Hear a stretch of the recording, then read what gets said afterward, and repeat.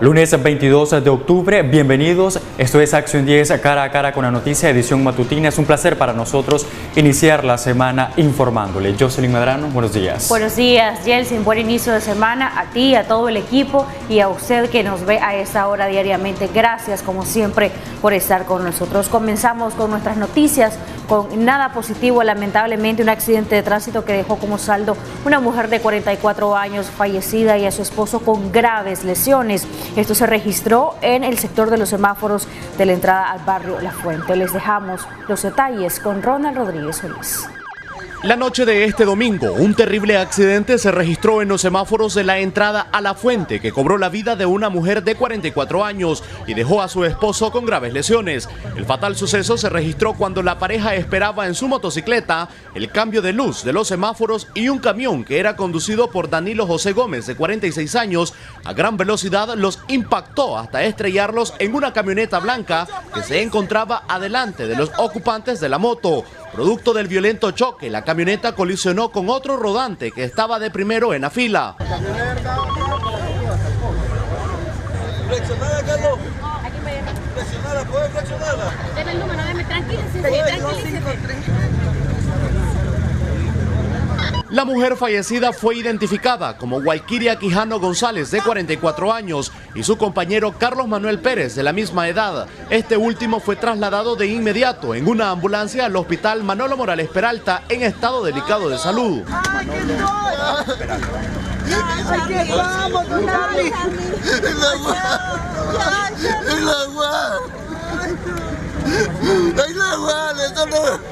En 4 días cumplió algo.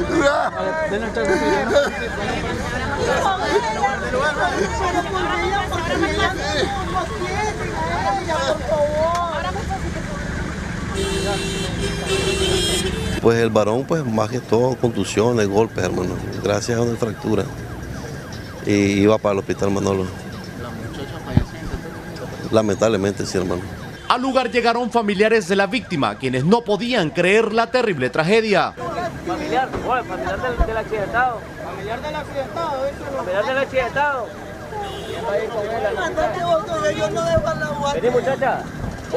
Bueno, todo fue de repente, varón. O sea, uno está estacionado y de repente sentí que impactó detrás de mí. Y, pues, usted puede ver ahí y el impacto ahí, pues lo que sucedió ahí atrás, usted sabe que uno no lo ve hasta que ya está en el esperando pues nada más la vía. El conductor del camión, señalado de provocar la desgracia, fue trasladado al Distrito 5 de Policía, dado que según testigos manejaba de manera temeraria y en aparente estado de ebriedad. Las autoridades policiales se encargarían de realizarle la prueba de alcoholemia y asimismo levantar el croquis para posterior poner al hombre en manos del Ministerio Público, donde podría ser procesado por el delito de homicidio imprudente. Con imágenes de José Ángel Díaz, en Acción 10, Ronald Rodríguez Solís. A continuación le mostramos la primera parte de nuestro resumen informativo de este domingo. 4 miembros de una familia perdieron la vida al quedar enterradas dentro de una vivienda en la madrugada del sábado cuando se registró en la comunidad Soledad número 1 en Santa María de Pantasma un deslizamiento de tierra. Aquí viene el muchacho, comenzó el derrumbe a la mera 12 de la noche, ayer sábado. Entonces, a esa hora que nosotros vinieron a avisar aquí, fuimos allá. Vino el muchacho para avisar a nosotros aquí, que le fuéramos a dar apoyo ahí, a sacar los disjuntos ahí. Y bueno, anduvimos nosotros pues a las 5 de la mañana ahí. Vimos varios, habían como unos 800 o 500 por ahí, personas ahí ayudando a sacar con pala, piocha ahí. Ahí está el derrumbe ahí, allá arriba ahí. Autoridades locales trabajaron para sacar los cuerpos de las víctimas identificadas como Félix Vázquez, de 61 años, Ana Vázquez, de 4 años, Betania Vázquez, de 13 años y Sandra Estrada, de 36 años. El único sobreviviente es un niño de 8 años que no se encontraba en la vivienda al momento del fatal incidente. El deslizamiento se produjo por la humedad en el terreno producto de las intensas lluvias registradas en el país, que ya suman 18 personas fallecidas. Sí, porque ellos ya sabían que esa montaña estaba partida. A mí me lo oían diciendo ellos que la montaña estaba partida, que tendría 5 años estar partida la montaña. Y yo informé a la alcaldía pues y venimos, pero la alcaldía, el alcalde les dijo que aquí era una zona de riesgo, que mejor se saliera. por lo que se mantiene la alerta roja en al menos 11 departamentos del país. Con la colaboración de Eduardo Montenegro Chavarría para Acción 10, Valesca Rivera. Tenían 6 meses de vivir en el asentamiento Germán Pomares. Un día le prometieron legalizar los terrenos a más de 300 familias que participaron en la operación limpieza que denominó el gobierno de Ortega, exactamente un 8 de julio en Carazo. Como saldo dejó más de 33 muertes de jóvenes y un centenar de desaparecidos. Su pago sería ser dueño de la propiedad, así lo aseguró un ex paramilitar. Con sus manos construyó la champa y él mismo despegaba el zinc, el plástico y los cuartones de madera la mañana de este sábado cuando llegaron efectivos de la Policía Nacional. Tenemos 6 meses de estar aquí. Aquí ocuparon gente para ir a levantar tranque. Ya estamos colorados, ¿para qué vamos a tapar el sol con un dedo? Ya aquí todo San Marcos no se quemó el sonar porque todos fuimos usados por Emilio, por doña Jacqueline Torres. Doña Jacqueline Torres está aquí en la propiedad, ella los vino a dar estas tierras. La policía en aquel entonces no había, lo que habían eran encapuchados que eran los paramilitares, que fue lo que los otros lo ocuparon. Ya. Hoy los están dando las espaldas, pero creo que esto los queda escarmiento y ya nosotros dejaremos de ser sandinistas, ya dejaremos de todo el barrio, ¿sabe? Definitivamente. Y tenemos videos, mandamos y todo. Lástima que no tengo mi teléfono aquí, les mostraría los videos para que se den todo lo que tenemos. Tenemos los videos de Monimbó, tenemos todos los videos para demostrarles y también de esta tierra. Aquí la Acción 10 es el único canal que le vamos a dar los videos para que demuestren que quiénes somos. Somos sandinistas y seguiremos siendo sandinistas, pero esta vieja es corrupta. No hubo necesidad de usar fuerza mayor durante el proceso de desalojo. La Policía Nacional junto a la Intendencia de la propiedad solo inspeccionaban las 10 manzanas de tierra. La mayoría lo hizo con su propia voluntad de irse desde hace varios días, pues tenían conocimiento que en cualquier momento se presentarían con documento en mano reclamando las tierras que le pertenece al Estado de Nicaragua. Que los ayude, aquí donde vivir. Que los ubique en un lugar de que verdaderamente, porque él ha dicho que nosotros como pobres tenemos derecho a una vivienda digna. Tenemos una grabación que comprueba cuando ella los vino a entregar aquí. Lo que los están haciendo, porque aquí estamos por un pedacito de tierra que el gobierno nos prometió darlo. Tenemos preso a Concho, a uno de los encargados de aquí, tenemos al capitán. ¿Por qué lo tienen preso? Por la misma terreno de aquí. Yo soy parte de la directiva, ellos descabezaron la directiva. Los tomatierra que están ubicados en el reparto El Socorro entre San Marcos y Las Esquinas aseguran que hay detenidos 2 supuestos líderes y se pretende construir una zona franca en la propiedad que estaba siendo ocupada ilegalmente. Con imágenes de José Luis García, el Bailiana Molina, Acción 10. Tras cumplirse 6 meses de la crisis sociopolítica que afecta al país, cientos de nicaragüenses participaron este domingo de una misa convocada para exigir la liberación de los presos que son procesados por participar en las protestas cívicas. Una represión tan feroz en que solamente unas misas están creando una movilización de la represión tan grande como si de aquí fuera a salir un grupo armado. No, aquí lo que vemos es gente pacífica, gente que está buscando la misericordia, que está buscando la compasión, que está buscando que este gobierno entienda que si la voluntad de la gente, si la voluntad del pueblo es que ya no los queremos y que queremos una democracia, que por favor entiendan. Yo creo que sí, que es un asunto de conectar con las creencias de cada quien y una forma también de decir que la lucha cívica se hace por distintas acciones. Norwin Josué Gutiérrez Álvarez, él está preso, pues hemos tenido una visita con él. ¿Cuándo fue apresado y qué es lo que de qué le acusó? El 15 del mes pasado, ya lleva más de un mes. Él está siendo acusado como todos los demás, pero tenemos fe que él va a salir. Las últimas capturas, de acuerdo a la denuncia de pobladores, se ha hecho efectiva en la isla de Ometepe. Más de 300 personas son procesadas desde que inició la crisis en el país. Estamos unidos también con todos los perseguidos en la isla de Ometepe. La articulación de movimientos sociales acaba de sacar un comunicado denunciando que desde el 7 de octubre no cesa la represión. Hay un virtual estado de sitio, ley marcial, persiguen a la gente en las montañas, las capturan, las hieren. Incluso, gracias.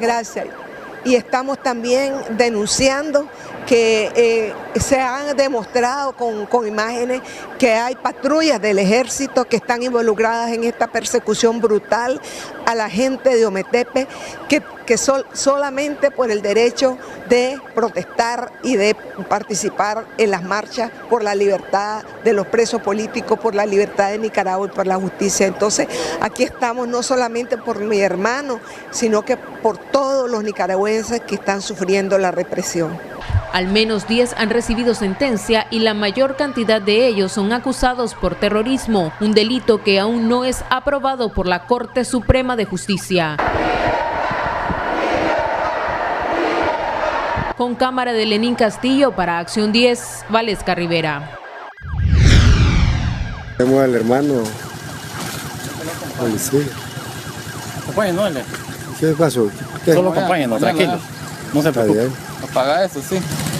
El maratonista Alex Vanega fue detenido por cuarta vez por la policía. Esta vez el opositor caminaba por las calles cerca del Parque Rubén Darío en Diriomo, saludando a los pobladores, y mientras realizaba un Facebook Live, 3 policías se bajaron de una caponera exigiéndole que dejara de grabar y los acompañara a la delegación policial. Solo andaba aquí paseando. Ya, tranquilo, acompáñame. Dilo, pues. Pero esta no es. Apague eso ya. Entonces, y se va a apagar él solo cuando él pueda. ¿Qué delito estoy cometiendo, hermano? Ya va a ser el jefe, Así estamos ahora, no podemos caminar en ningún lado, pues. En la transmisión se escucha cuando uno de los policías lo cuestionaba que no usara la bandera de Nicaragua, sino la del partido de gobierno rojinegro. Quiero que nos unamos para que nos demos estos problemas. Están lucrando con la bandera de Nicaragua. Esta es la bandera de Nicaragua, del país. Eso no. Esta es la bandera del partido, la roja, la verde. Se puede molestar a alguien porque yo no soy dueño de ese partido. La bandera de los 3 colores. Esa use. Bueno, si usted me la chequea, yo con gusto la uso. No anden usando la bandera de Nicaragua. Esta es la bandera de Nicaragua. Por eso yo soy de Nicaragua, hermano.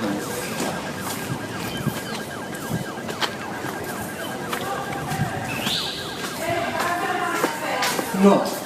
Al final de la transmisión se pudo apreciar que hubo un forcejeo para quitarle el celular. En Acción 10, Ronald Rodríguez Solís.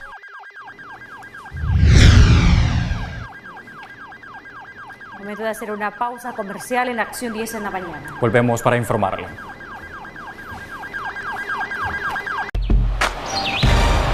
Continuamos con Acción 10 en la mañana.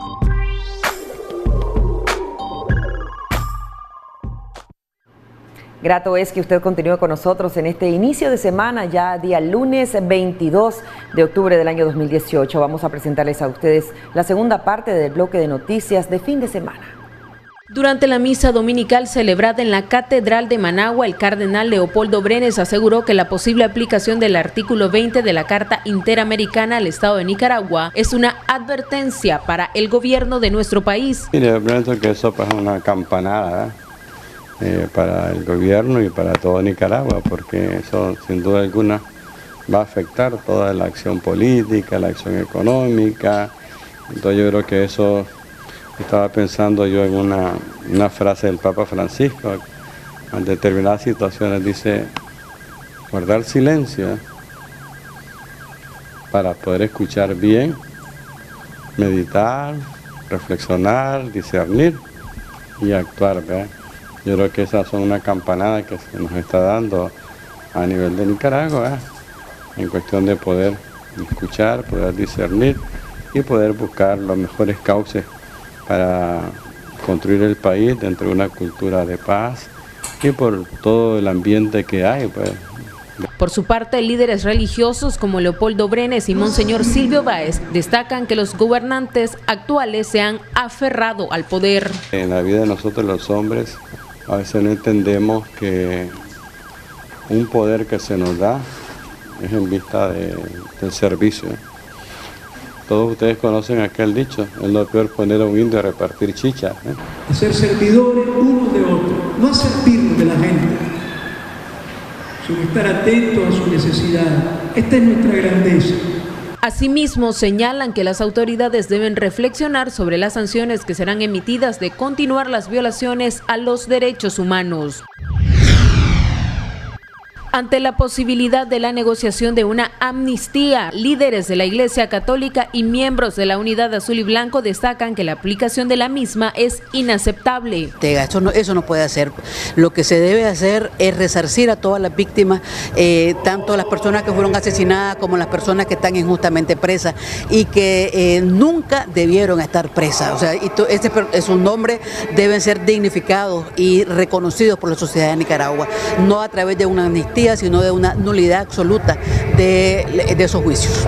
Lo importante es buscar los cauces de una cultura de paz, una cultura de sanación, ¿verdad?, espiritual, porque muchas veces podemos reconciliarnos, pero allá en el fondo queda algo. Entonces yo siempre digo que tenemos que sanar todos nuestros corazones para que podamos tener toda una cultura de reconciliación, cultura de paz, una cultura de diálogo. Yo creo que tenemos que ir trabajando fuertemente para trabajar bien entre todos los nicaragüenses, que nos entendamos bien. Yo creo que, y ahí vendrán muchas cosas, y la amnistía podría ser una de las tantas acciones que puedan tomarse, pero creo que lo importante es que en este momento se hagan los juicios según la ley. Creo que eso es importantísimo.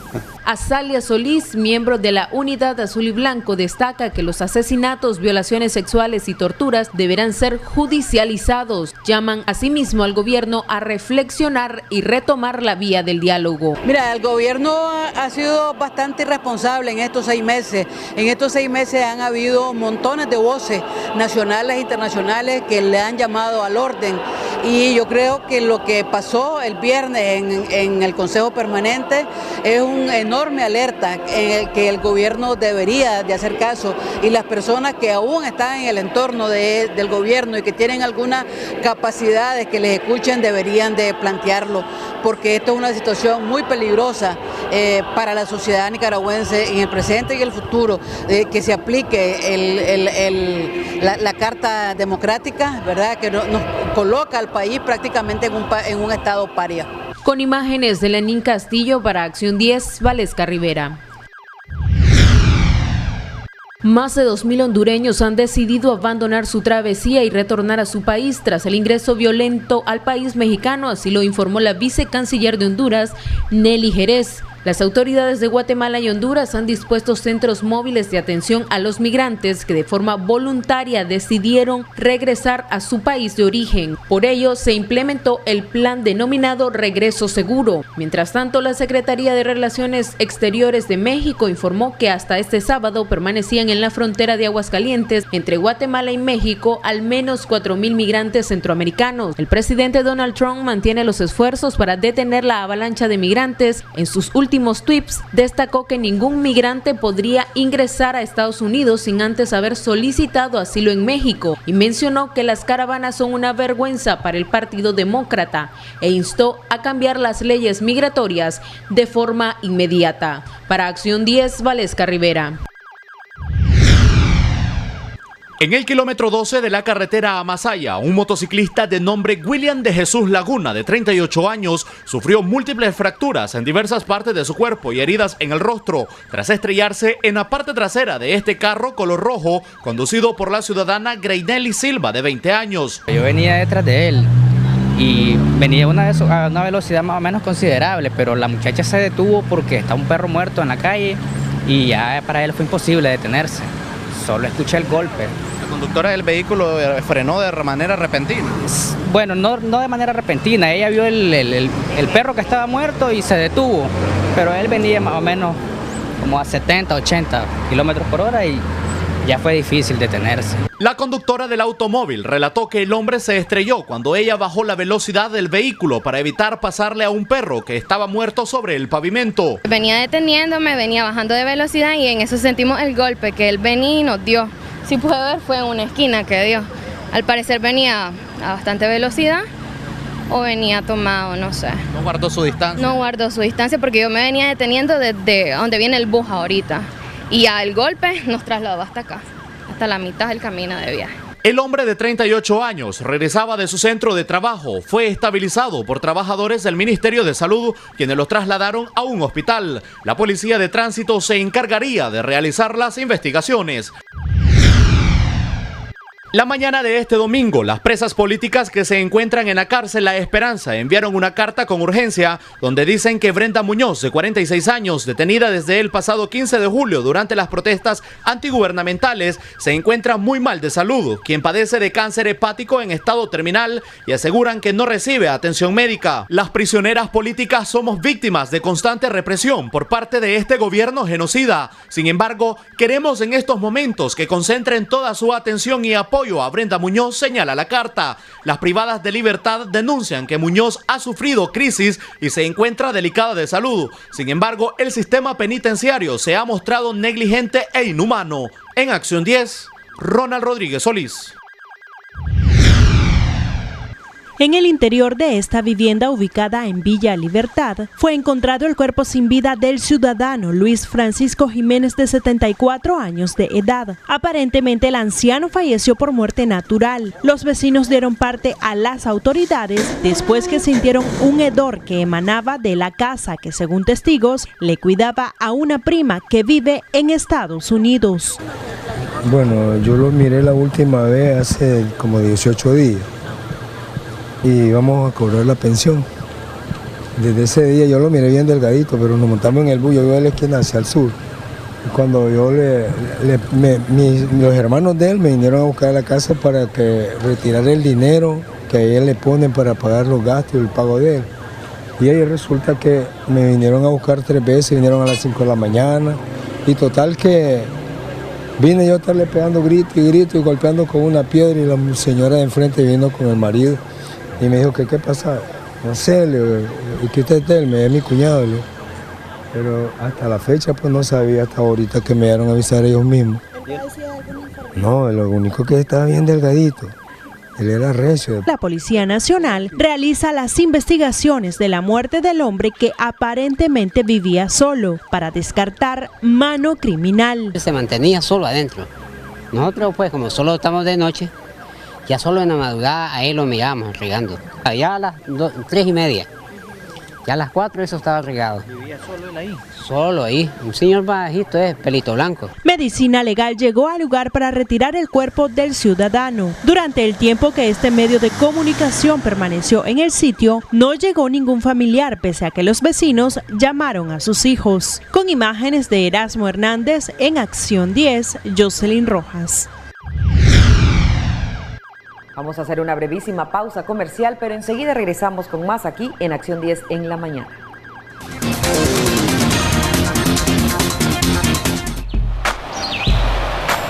Ya regresamos con Acción 10 en la mañana.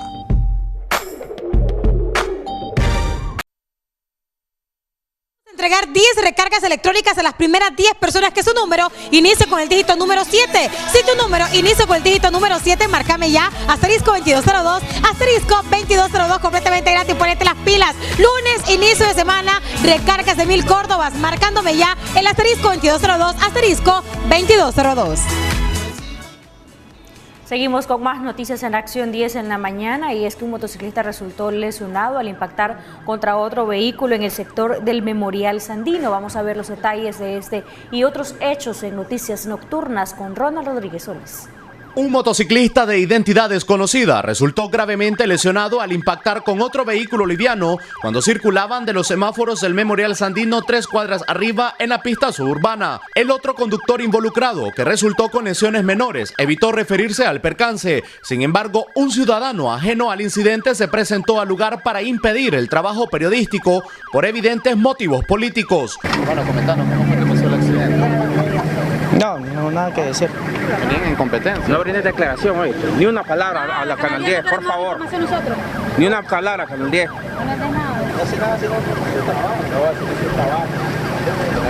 La persona, que se encontraba en estado delicado de salud, fue asistido inmediatamente por técnicos en emergencias y trasladado en el menor tiempo posible a un centro asistencial. Las autoridades policiales se encargarían de investigar el caso.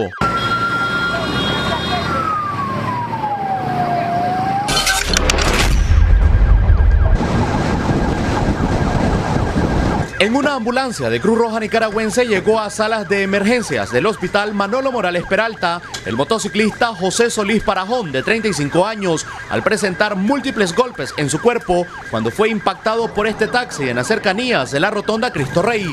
El trabajador del transporte selectivo de nombre Gregorio González, de 63 años, realizó un giro indebido para ingresar a una gasolinera. Es como suena, no supe, cuando sentí el impacto y nada más. ¿Usted iba a girar hacia la gasolina? Sí, y no lo miré. No lo miré. ¿No llevaba foco encendido? Creo que no, pues no lo miré. No anda documento, no anda seguro, no anda licencia, no anda lo que le pide ella, no pide circulación, no anda nada. ¿Usted anda en horas laborales? Yo sí, yo iba para la casa. Iba para la casa a guardar ya, pues. Gregorio González. La policía de tránsito levantaría el croquis para determinar responsabilidad de los involucrados. El suceso se registró de la rotonda Cristo Rey 2 cuadras arriba. Con imágenes de José Ángel Díaz, en Acción 10, Ronald Rodríguez Solís. En la comunidad del Brasil se encontró el cuerpo del señor de 69 años, Freddy Martínez. Este fue arrastrado por las corrientes de agua cuando trataba de cruzar una quebrada de la localidad. Ronald Rodríguez Solís nos continúa informando. En horas de la tarde de este viernes fue encontrado en la comunidad El Brasil, sector de Las Banderas, el cadáver de Freddy Martínez Rivera, quien desapareció desde el pasado miércoles cuando se dirigía a una pedrera donde laboraba como vigilante desde hace 8 meses. A diario, el hombre de 61 años de edad se trasladaba a bordo de una bicicleta y ese día fue arrastrado por las fuertes corrientes al tratar de cruzar una quebrada ubicada por esa localidad. O sea, lo primero que llamamos fue la bicicleta. La bicicleta a la orilla de la carretera y a él como a 150 varas del punto de la carretera donde pasa la quebrada, a donde él estaba colgado en un palo. Ahí lo dejó atravesado la corriente, con el bolso a la orilla y el hombre muerto. El ahora occiso cometió la imprudencia de cruzar la quebrada, a pesar que el día de la tragedia caía una fuerte lluvia que permitió el desborde de ríos y varias casas anegadas en ese sector. Él se metió, ese cauce siempre se llena todos los años, ni los camiones pasan. Y seguro él se le ocurrió meterse, ¿sabes? Ya tenía 3 días de haber desaparecido. Sí, el miércoles. Martínez Rivera habitaba en el barrio Ciudad de Dios, ubicado en el kilómetro 38 de la carretera Boaco. Con información de Jocelyn Rojas e imágenes de Jorge Urroz, en Acción 10, Ronald Rodríguez Solís. Una mujer de 34 años terminó dentro de su vehículo volcado cuando fue impactada por una conductora que irrespetó aparentemente una señal de alto. Esto ocurrió en los semáforos de Vía Fontana. Ronald Rodríguez Solís con el reporte. El irrespeto a una señal de alto por parte de la conductora de este vehículo provocó que impactara este carro, que era conducido por la ciudadana Flor de María Morales, de 34 años, en el sector de Vía Fontana. El automóvil quedó volcado. Milagrosamente, la fémina que lo manejaba y su hijo de 3 años resultaron ilesos. Yo venía en mi preferencia en el carril izquierdo y de repente la señora se me atravesó. Venía viendo ella contra la vía, no sé qué venía viendo y me di vuelta. Gracias a Dios estamos bien. ¿Usted venía con dirección de este a oeste? Así es, con esa dirección venía. Ella irrespetó el alto. ¿Usted venía con el niño? Yo venía con mi hijo. Gracias a Dios no les pasó nada. A ninguno de los dos, solo raspones, gracias a Dios, y el gran susto. La conductora, señalada de provocar el percance, se mostró nerviosa y responsabilizaba a Flor de María por el incidente. Yo estoy allí donde estoy parqueada, ella dio la vuelta, pegó en la cuneta y se dio vuelta. No es que ella me pega a mí. ¿Y qué te pasó el alto, madre? Sí, pero ya estoy más allá del segundo carril, porque no venía vehículo, ¿ves? ¿Qué se la pasó? No era parqueado. ¿Cómo me le voy a tirar? Imagínese. Usted estaba viendo para allá, yo la miré que estaba viendo para el otro lado. Voy a ver para el otro lado. Bueno, pero yo le pité y usted estaba cruzando mi carril izquierdo, hija. ¿Cómo la voy a ver y me lo voy a tirar encima? Las autoridades policiales, mediante sus investigaciones, determinarán el grado de responsabilidad de las implicadas. El hecho tuvo lugar de los semáforos del Club Terraza 3 cuadras abajo. Con imágenes de Lenín Castillo, en Acción 10, Ronald Rodríguez Solís. Liberan al joven Álvaro Briceño, detenido por civiles hace unos 20 días frente a su trabajo en el mercado oriental, luego de que participaba en una protesta. Veamos los detalles de su liberación. El joven Álvaro Briceño, de 27 años, que fue detenido por encapuchados a bordo de camionetas el pasado 1 de octubre en el barrio Larga Espada de Managua, fue puesto en libertad este sábado. El estudiante permaneció 20 días en las celdas de la Dirección de Auxilio Judicial, mejor conocida como El Chipote. El día de la detención, Álvaro regresaba de participar del plantón denominado A las Calles por la Autonomía y presuntamente fue seguido por los sujetos civiles encapuchados y armados. Así lo revela un video grabado de una cámara de seguridad en un establecimiento cercano. Los sujetos, al momento de capturarlo, lo golpearon fuertemente, según los testigos. El joven briceño cursa el 5º año de la carrera de Ingeniería Electrónica en la UNAM Managua. Durante su detención en El Chipote, la mamá del joven amenazaba a las autoridades a hacer una huelga de hambre hasta que le entregaran a su hijo. En Acción 10, Ronald Rodríguez Solís. El Ministerio Público ha pedido 69 años de cárcel para Cristian Mendoza, alias el Viper, quien fue declarado culpable junto a otros 2 jóvenes de terrorismo, robo agravado, entre otros. María Esther Ordóñez con el informe completo. 69 años de cárcel está pidiendo el Ministerio Público para Cristian Josué Mendoza Fernández, alias Viper, quien fue declarado culpable este viernes por el delito de asesinato en contra de Keller Steven Pérez Duarte, cuyo cuerpo con signos de tortura fue encontrado en la Cuesta del Plomo.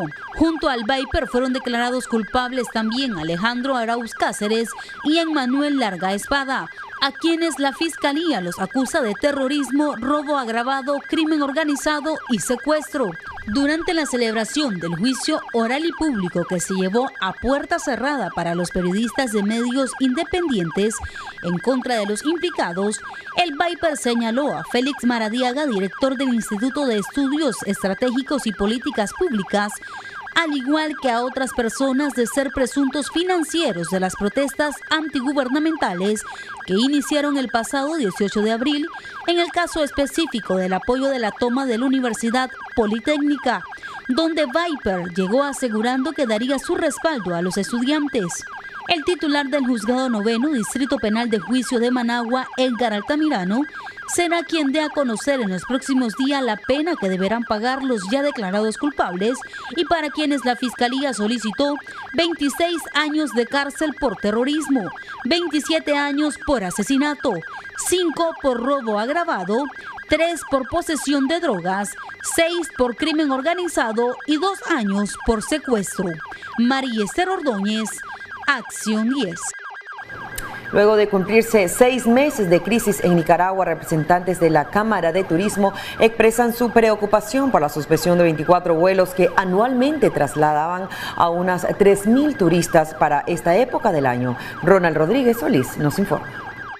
Tras cumplirse 6 meses de crisis en Nicaragua, la presidenta de la Cámara Nacional de Turismo de Nicaragua, Lucy Valenti, manifestó que existe una gran preocupación en el sector turismo, tras confirmarse que este año no llegarán los 24 vuelos charter que anualmente traían entre 2.000 y 3.000 turistas procedentes de Canadá. Esto por la convulsión sociopolítica que atraviesa la nación.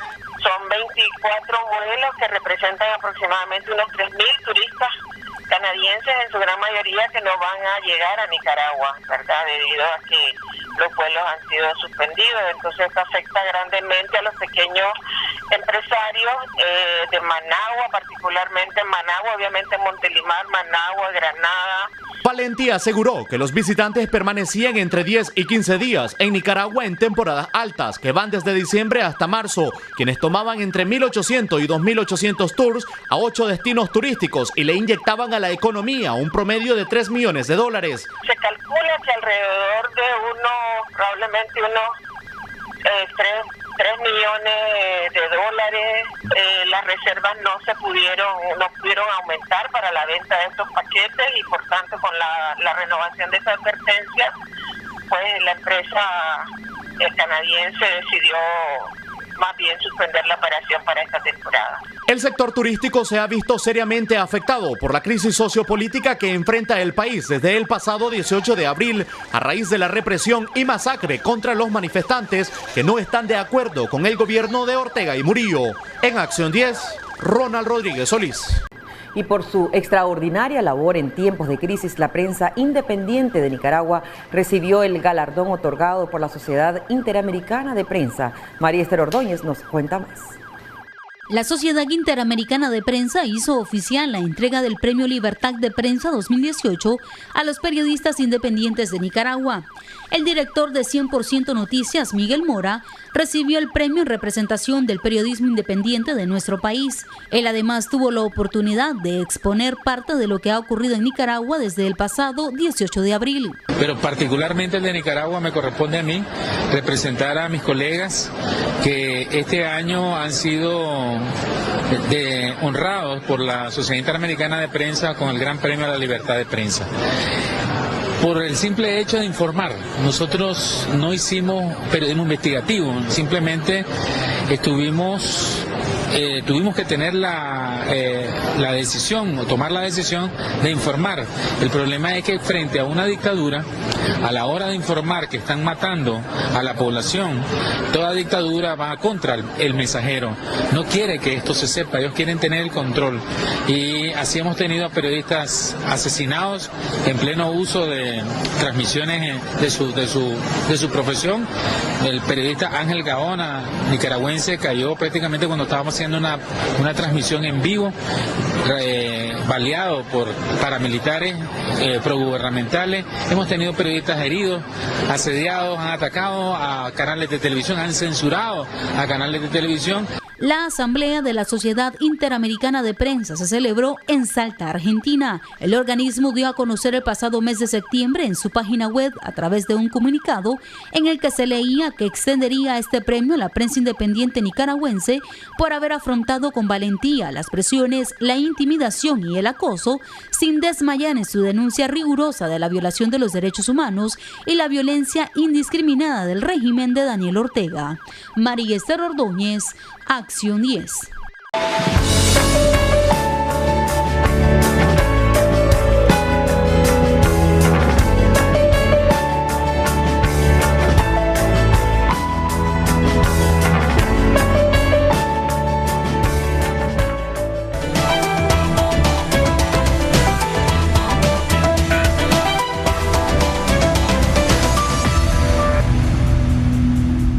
El útero o matriz es el lugar donde se desarrolla el bebé cuando una mujer está embarazada. La endometriosis es una enfermedad en la que el tipo de tejido que normalmente crece dentro del útero crece fuera del útero. Puede aparecer en los ovarios, las trompas de falopio, los intestinos o la vejiga. Conoce un poco más de este tema en nuestro acostumbrado segmento Salud Materna. Daniela Rodríguez Morazana, Acción 10 en la mañana.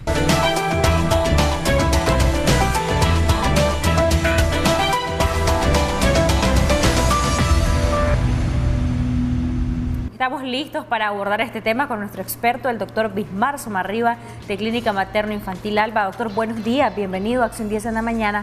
Coméntenos un poco acerca de esto, qué es la endometriosis, a qué edad se puede presentar y qué implica este problema de salud. ¿Verdad? Buenos días. En el caso de la endometriosis, prácticamente, como decíamos abriendo el segmento, la endometriosis no es más que el tejido endometrial fuera de la cavidad uterina. Normalmente el endometrio ocupa la parte interna del útero o de la matriz y prácticamente mensualmente se descama y se pierde a la hora de la menstruación. Ese tejido prácticamente no solamente está ubicado dentro del útero, sino prácticamente puede estar ubicado fuera puede estar en un ovario, puede estar en las trompas de falopio, intestino y bien fuera de la vejiga, meramente interno.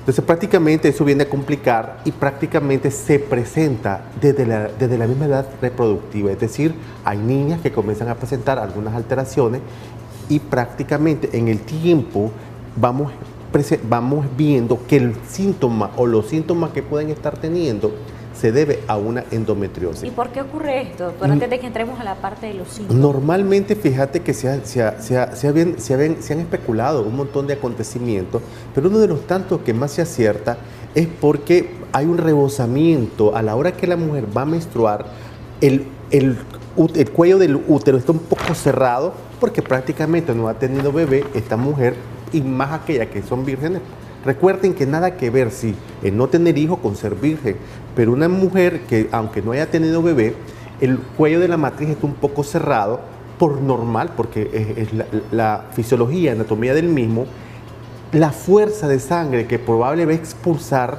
a la hora de la menstruación, no hay un orificio bien adecuado y esa sangre regresa a través de las trompas y ese tejido que se expulsa durante la menstruación, que es endometrio, se ubica adentro de la matriz, fuera de la matriz, pero internamente va a un rebosamiento de trompa y ese prácticamente es lo que hace que implantes o placas de endometrio se puedan alojar en vejiga, intestino y trompa. Más que todo, es una evolución, Jocelyn, de este problema que muchas mujeres lo pueden experimentar vamos ya a los síntomas. Hay muchas mujeres que tienen dolores durante la menstruación que son intensos y esto prácticamente se asocia a ello. Igualmente hay un dolor durante la relación sexual en aquellas que tienen vida sexual activa y prácticamente esto conlleva a que nosotros podamos determinar y decir de qué trata.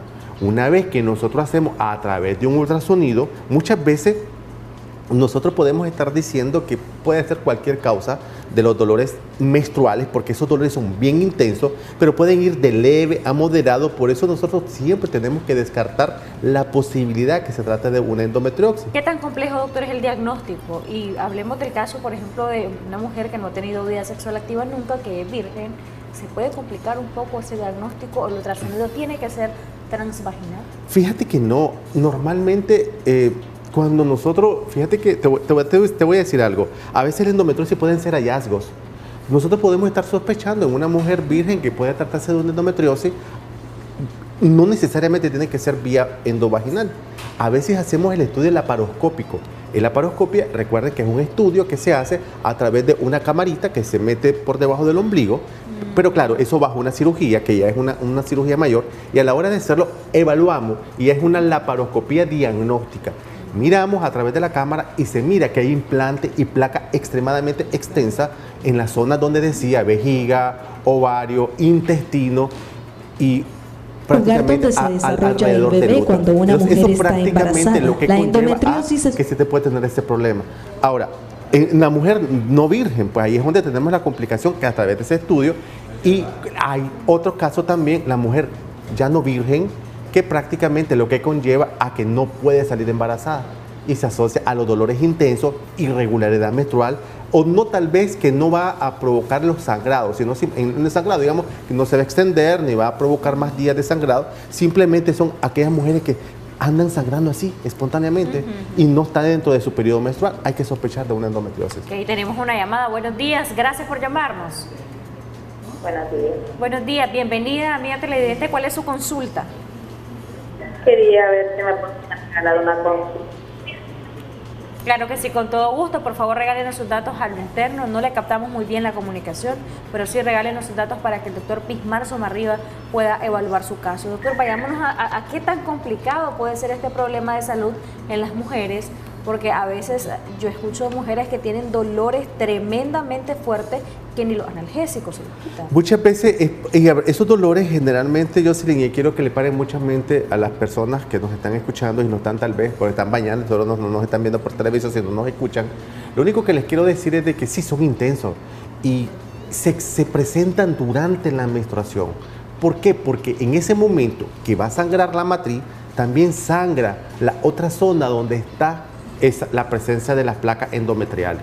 Entonces, esta mujer sangra. Incluso se ha visto que hay placas a nivel de la nariz, que ya eso es otra cosa. Mujer cada vez que va a menstruar sangra a través de la nariz, entonces uno dice, espérame, busquemos qué, y miramos las plaquitas, entonces prácticamente no estamos encontrando ello. Es bien severo, hay mujeres que tienen muy severidad el problema, hay muchas mujeres que tienen quistes endometriales que prácticamente, o endometriósicos, y prácticamente ocupa todo el ovario, y eso prácticamente, lastimosamente, nos vemos obligados a hacer una extirpación tanto de ovario, a veces de matriz, dependiendo digamos, de cómo está extendido, y también a veces de la cantidad de niños que ha tenido. La endometriosis es una causa importante de infertilidad. Cuando hablamos de infertilidad es aquella mujer que ya buscamos todas las causas y miramos que el problema meramente es de endometriosis, que es lo primero que encontramos como diagnóstico a la hora de hacer el estudio de fertilidad y miramos que la causa de no poder tener bebé es la endometriosis. Ok, ya vamos a hablar de los tratamientos para este problema de salud después de la siguiente llamada. Aló, buenos días. Buenos días. Bienvenida, gracias por estar con nosotros. Díganos cuál es su consulta. Tengo 28 años de edad. 18. Sí. Y mi vida sexual activa la empecé a partir de febrero, pero mis menstruaciones eran dolorosas y ahora estoy embarazada. Sí. Pero desde que empezó el embarazo tengo un dolor en el abdomen y me he hecho 2 ultrasonidos y me sale un sangrado subcoriónico. ¿Le sale? Un sangrado subcoriónico, un hematoma. Ajá. Y ya me he hecho 2 ultrasonidos, tengo 3 meses y el sangrado sigue. Y los dolores son intensos siempre. Ok, regálenos por favor sus datos. ¿Alguna pregunta para ella, doctor, o la va a evaluar en específico? Mire, a mí lo que me gustaría, más que la consulta, a mí me gustaría que tal vez es el seguimiento. Los sangrados en subcoriónico prácticamente se debe a una causa hormonal, pero habría que buscar que si ese dolor que está sintiendo puede ser por alguna infección, que puede ser una enfermedad pélvica inflamatoria o una infección de vías urinarias. Paralelo al embarazo. Paralelo al embarazo. Entonces, prácticamente, si hay esos dolores intensos, estamos hablando de una amenaza de aborto. Entonces, yo lo que sugiero, más que consulta, que vayas donde el médico, ya sea un centro de salud u hospital, para que te puedan evaluar, porque a veces esos dolores intensos pueden estar haciendo que se vaya desprendiendo el embrión, o sea, el huevo que está implantado dentro de la matriz. Entonces, mejor yo sugiero que se vaya al hospital para que la puedan evaluar y que usted misma, igualmente sugerirle al médico que si le puede hacer un ultrasonido o bien exámenes de orina para poder evaluar si hay alguna infección de vías urinarias. Una mujer embarazada, recuerden algo, una mujer embarazada nunca puede tener dolor ni desde el inicio del embarazo ni durante el transcurso del embarazo. Si usted mira que los dolores son intensos, si los dolores persisten, por favor, yo invito a que no se despeguen del hospital. Ahí estén, y si el médico le dice que no, que todo está bien, no, yo tengo dolor y tengo miedo que se me venga el bebé. Entonces, por eso yo sugiero eso. Ahora, cuando hablamos de los problemas del tratamiento de la endometriosis, recuerden que es un problema que puede ser hasta quirúrgico, extirpar los ovarios, extirpar lo que es hasta útero, dependiendo de los niños que tenga la paciente, porque a veces se nos complica más cuando la paciente no ha tenido bebé. Y prácticamente es un hallazgo que lo encontramos a la hora del estudio de la fertilidad. Ahí es donde tenemos que nosotros comenzar a dar tratamiento que muchas veces puede ser hormonal y a veces resuelve el problema. Hay muchas mujeres que después de salir embarazadas se ha visto que ya las hormonas vuelven a su regularidad y prácticamente lo que hace es que los otros bebés no tienen ninguna complicación, pero ya los síntomas prácticamente hay hoy en día hormonas que podemos dar durante el tratamiento y hemos visto que han mejorado grandemente. Sin embargo, hay un grupo de pacientes que tenemos que estar siempre con el tratamiento intensivo desde el punto de vista de analgésicos intensos o fuertes para que los dolores no se exacerben. Igualmente, yo quiero que también aquella mujer que experimenta dolor durante la relación sexual, también hay que descartar las posibilidades de endometriosis siempre y cuando, recuerden que ya hemos hablado de una infección de vías urinarias y hemos hablado de una enfermedad pélvica inflamatoria, que esa es una de las tantas causas del por qué a veces la mujer tiene dolor durante la relación Hay otra sexual. llamada, buenos días, gracias por llamarnos, le escuchamos. Aló, buenos días. Sí, bienvenida. Sí, una pregunta, doctor. Es que piensa que a mí me van a operar del útero. Tengo 37 años. Y tengo miedo, no sé cómo será la reacción después de la operación. ¿Qué le van a hacer? ¿Una histerectomía? ¿Le van a sacar el útero? Sí. ¿Por qué se lo van a sacar, Ajá. señora? Porque tengo un tumor, me dijo la ginecóloga. Ok, entonces lo único que les quiero decir a ustedes, si ya tu ginecólogo o ginecóloga ya te evaluó, ya te dio todo lo que tenía que hacerse y a pesar de ello hay que extirparla o sacarla, prácticamente lo único que yo le tengo que decir es que tenga fe en Dios, que esa es la solución de tu problema y vas a ver que vas a estar tranquila. Lo único que te pido es estar con Diosito, Diosito te va a ayudar y vas a ver que Dios tiene las manos del médico para que salga bien de la cirugía. Lo único que te doy ánimo porque tienes 37 años y es por algo que te van a sacar tu matriz. Entonces, digo que tengas fe en Dios y por algo la tenemos que extirpar, ¿ya? Bueno, ella debe tener temor, evidentemente no es nada fácil que te digan vas a una cirugía. Hay muchas mujeres, doctor, quiero aprovechar la llamada de la amiga televidente para preguntarle, porque hay muchas mujeres que dicen ya no quedas igual, quedas hueca y de repente la satisfacción sexual durante la relación no es la misma. ¿Esto es un mito? Fíjate que es un mito, lo único que tal vez tal vez hablamos el próximo lunes del tema de lo que es la extirpación de la matriz, pero hoy en día se están viendo otras nuevas técnicas que permitan que la mujer, primeramente lo psicológico. Aquí quiero aclarar que voy a decirlo verdad, donde el hombre penetra el pene es en la vagina, nunca en el útero, de manera que nada que ver, porque ahí entonces viene la parte psicológica que van a quedar huecas, que ese es el concepto que tienen. Pero sin embargo, hoy en día estamos haciendo algún tipo de técnica que va a permitir, porque sí es cierto, hay muchas mujeres que pueden experimentar algunos cambios. Mujer, hombre, yo quiero insistir, nosotros no vamos a sentir nada. No te vas a dar cuenta si la mujer con la que estás tiene útero o no, o sea, al menos que sea tu pareja estable. Fíjate que Jocelyn, yo he tenido muchas pacientes que nos dicen, por favor, no le diga a mi marido que me va a sacar la matriz. Y está bien, no se lo decimos, y el hombre tal vez ya tiene 20 años ahorita, 15 años y ni cuenta sabe que no tiene matriz. Entonces prácticamente ya es esto psicológico y el hombre, pues yo le quiero pedir que aquí nada que ver, no piense en su marido. Él no va a darse cuenta, ni siquiera pues le tiene que decir por su pareja, por lo que tiene que estar claro de que van a hacerle. Pero tal vez el próximo lunes vamos a hablar de una cirugía, extirpación de matriz, las consecuencias que nada que ver, pero también hay otras técnicas que hoy en día la estamos haciendo desde hace más de 10 años y eso permite un poco, porque a veces puede influir mucho en la no presencia del útero a la hora de la relación sexual, pero no desde el punto de vista de satisfacción, ni estar presente que está hueca ni nada por el estilo. Ok, y lo riesgosa que puede ser esta cirugía, no hay mucho riesgo para la amiga que nos llamó igual.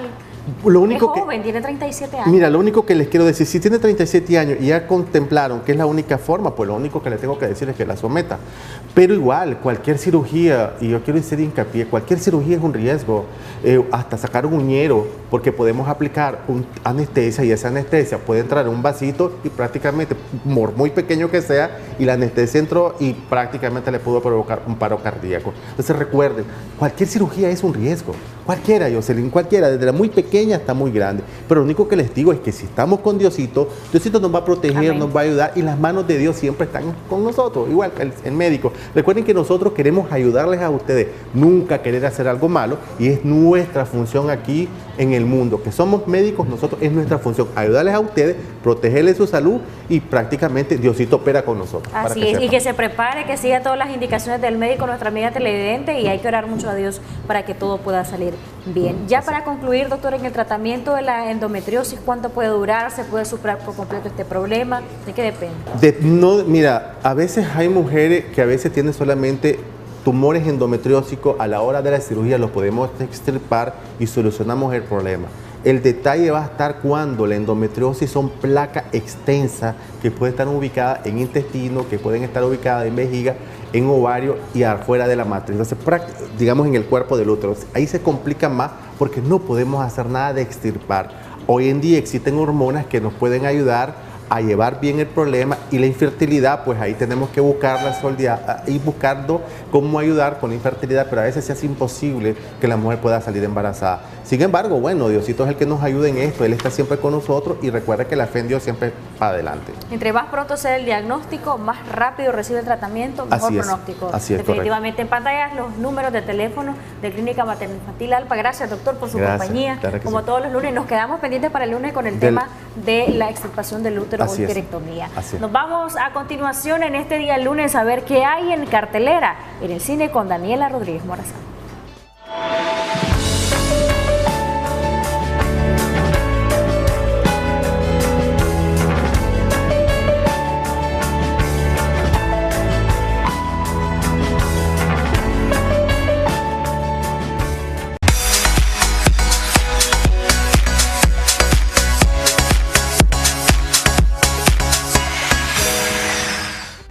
Desde la perspectiva de amor y espíritu, el perdón es la voluntad de dejar ir o soltar algo del pasado que nos haya causado daño, ya sea emocional, mental o físico. Es una decisión personal de ya no sufrir, sanar el corazón y el alma. Es la elección de ya no enfocarnos en odio o enojo. Y también es dejar ir nuestro deseo de herir a otros o a nosotros mismos por algo que ya quedó en el pasado. El poder del perdón. Acompáñanos en nuestro acostumbrado segmento Camino al Éxito y conoce más de este tema. Daniela Rodríguez Morazana, Acción 10 en la mañana. Gracias, Danielita, por esa importante información. Y sí, Chelsea, nos encanta leer. Incluso les invito a leer uno de los primeros libros en nuestro país, creado en nuestro país, se llama Amor y Constancia. Les va a gustar mucho. Y hablando de constancia, hablando de amor, hablando de creatividad, está Natanael Osorio con nosotros, nuestro motivador, nuestro coaching, para hablar sobre el perdón. Una palabra bien fácil de decir, pero a la hora de actuar es bastante difícil. ¿Por qué? Él nos lo va a decir. ¿Y qué significa perdonar? También nos lo va a aclarar él. Bienvenido, Natanael. Qué bonita tu camisa. Muy buenos días. Gracias. Vamos a tener que darles algunas camisitas aquí porque le gustó bastante. Está bonita, Jesús.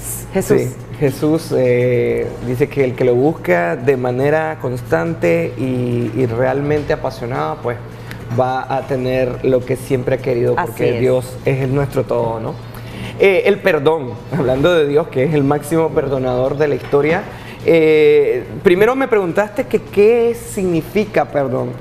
Hay algunas discrepancias con respecto al pensamiento sobre el perdón, y esto tiene que ver con perdón es igual a olvidar. No necesariamente, normalmente no significa olvidar.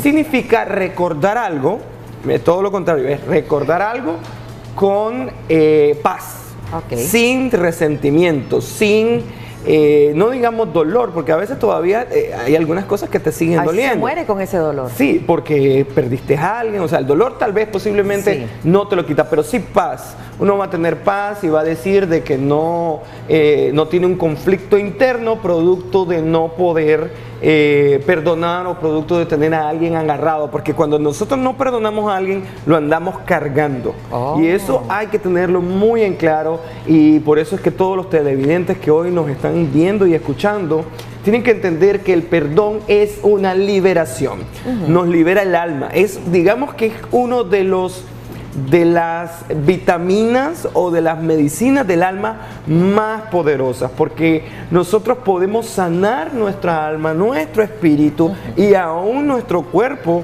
porque se ha demostrado que personas que viven enfermas muchas veces por falta de perdón, porque tienen algo dentro, porque les crea raíces de amargura, y entonces esto viene y hace una enorme explosión donde llega a afectarnos físicamente, y entonces hay personas que tienen dolores y no saben por qué, y los examinan y no tienen ninguna razón de ser. También los afecta. Y te afecta producto de que no han soltado a alguien, no han logrado perdonar. Y obviamente este es un tema de que uno no puede decirle, sí, tiene que perdonar y la persona lo va a hacer, no es tan sencillo.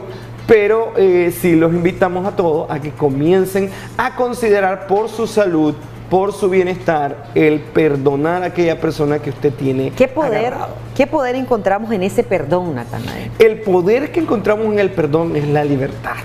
La libertad de poder ver a otra persona sin odio, de poder ver a otra persona y no sentirse mal, no tener esa rabia que estalla dentro de nosotros, es un sentimiento cuando uno no ha perdonado que lo corroe por dentro, viene y se lo come a uno, porque está ahí, es un cáncer que digamos que no es tan, no avanza tan rápido, pero ahí se mantiene. Va como una gotita de agua. Dañando. Y cuando vemos a la otra persona es como hace una explosión pequeña, o cuando lo recordamos, a veces no necesitamos ni verlo.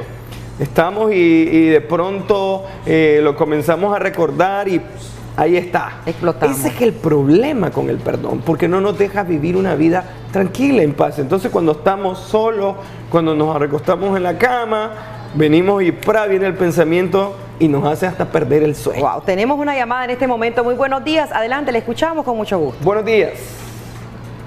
¿Aló? Buenos días.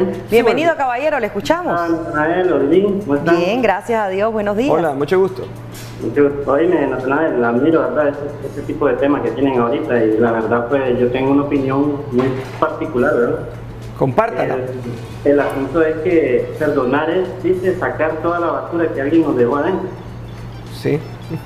¿Entiendes, verdad? ¿Se puede explicar? Claro, sí, claro. Entonces, esa es mi opinión y fíjate de que yo ni de estrés parece. No he sabido lo que es estrés porque siempre vivo perdonando, hasta con las personas que me engañan yo las perdono, fíjate. Entonces el mejor consejo que pueden dar, ¿verdad?, es perdonar, porque uno así hasta vive saludable. ¿Se le hace difícil perdonar, caballero? A mí no. ¿Y cómo hace? Cuéntenos un poquito para perdonar, para... Sencillamente no le pongo mente, me agacho a los problemas y si surge algo, pues la verdad no se le pone mente y uno vive saludable. Ese es mi secreto. Gracias. Pues ni los años se me notan, tengo 40 y tengo como 30. Qué bueno, muy cierto lo que está diciendo. El odio, y gracias, señor, por llamarnos. De Masaya.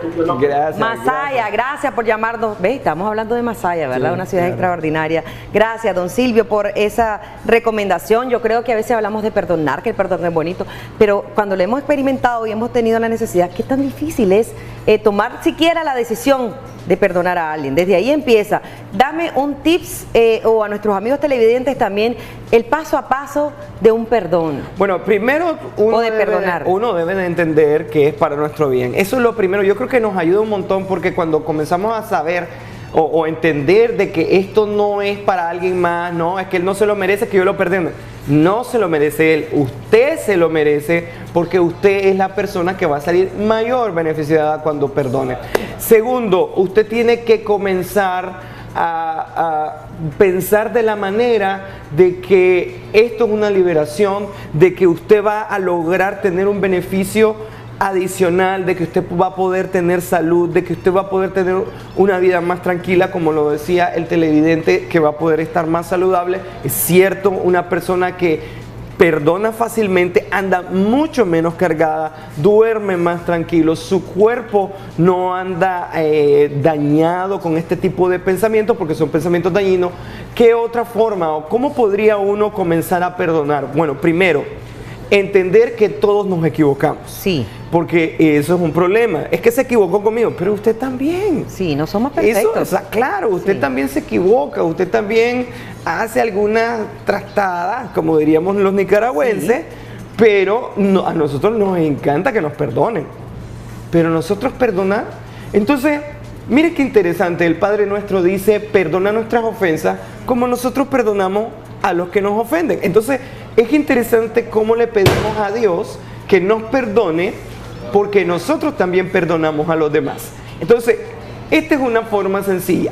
Entender que nosotros tenemos que perdonar porque la otra persona es un ser humano que se equivoca y hay algunos que se equivocan en grande y nos hacen daño grandemente, pero nosotros también nos equivocamos y también dañamos a otras personas, a veces sin querer, a veces queriendo. Así es, ciertísimo. Pero también nosotros vamos a querer que en algún momento la persona que hemos dañado nos perdone. A veces son nuestros propios hijos, nuestra esposa, el esposo. Vamos a dañar a alguien y vamos a necesitar perdón. Por lo tanto, nosotros tenemos que tener claro que en esta vida se lleva más fácil de perdonar. Dicen que una buena pareja está formada por dos grandes perdonadores. O sea, una pareja que dura entiende que perdonarse uno al otro. Ahora, tiene que ver en qué cosas uno puede perdonar. Depende de lo que va a perdonar. Claro, porque tampoco es que si le va a estar golpeando le va a perdonar Así todo. es, ¿no? muy cierto. Pero si son acciones, equivocaciones, usted puede perdonar, comenzar con su pareja, con sus hijos. Usted va a querer que sus hijos lo perdonen en algún momento por algún problema que usted haya dicho, alguna palabra mal dicha hacia sus hijos que tal vez en un momento de ira los dijo. Usted va a querer que lo perdonen, por lo tanto, usted tiene que comenzar a perdonar. ¿Por qué? Tampoco decir, voy a pedir perdón y ya no importa. Voy a actuar así, ay, no importa, mañana pido perdón. No se trata de estar pidiendo perdón a cada momento, no es así. Ojo, señores, señora, no se trata del perdón que a cada momento y estamos errando. Si bien es cierto, somos seres humanos y pecamos y es lo primero que decimos, pero no podemos estar cometiendo el mismo error siempre. ¿Para qué? Para que nos disculpen, para que nos perdonen. Otra situación es que dice, mira, es como es, y empezamos las críticas hacia las demás personas. Y va a la iglesia no es para los santos ya están en el cielo, es para tratar de ser diferente, ¿verdad? Claro. Intentarlo, ¿verdad? Siempre, tratar de ir cambiando. Eso que incluso a nosotros mismos nos puede dañar. Pero a la hora del perdón, perdonar, voy a decir, no es lo mismo que olvidar. Entonces, una vez que perdonas, ¿qué hace? Esa persona, si no te perdona, no hay problema. Voy a pedirte el perdón, pero si esa persona no te perdona, ¿cómo hacerlo? Bueno, mire, en el caso de cuando uno pide perdón, es muy interesante porque uno ya hizo su parte. Sí. Y esto es importante, si usted hace su parte, usted ya no tiene por qué preocuparse.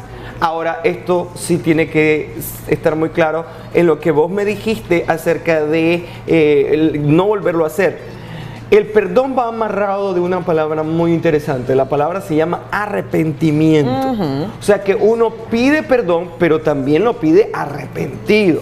O sea que no va a volver a hacerlo por gusto, usted va a ser una persona que pide perdón y no lo va a volver a hacer, porque si está pidiendo perdón y no está arrepentido, eso son simples palabras, son palabras que pronto se las va a llevar el viento porque usted va a comenzar otra vez o va a volver a hacer el mismo error, y la persona cada vez que comete el mismo error, es más, uno puede perdonar otro tipo de errores más sencillos que el mismo error constante. Perdona pero no olvida, ¿sí ves? Es que no lo va a olvidar. Okay. No lo va a olvidar, lo que sí lo va a recordar con paz. Okay. Va a poder tener paz con ese recuerdo. Me pasó esto, pero ¿sabes qué? Yo ya estoy tranquilo, yo ya no tengo ningún problema. Así y a tener un poquito más de precaución, luego que ya experimentamos tratar algo, de no cometer los errores, aunque así siempre van a haber. O la persona que hizo algo contra nosotros, también tratar de tener precaución. Bueno, tal vez. Pero el odio no alimenta nada, estamos claros, te envejece, te pone de mal humor cada día, te da enfermedades, como ya lo decías, así que mejor tranquilo. Respiremos, así como Marito Jarquín, y respiremos. Y mientras tanto, nosotros felices y contentos, está más que preparado ahorita Yeltsin Espinosa Reyes, porque estamos al aire en este momento con él. ¿Y qué nos va a decir? ¿Cuál es la recomendación en este momento? Yeltsin Espinosa.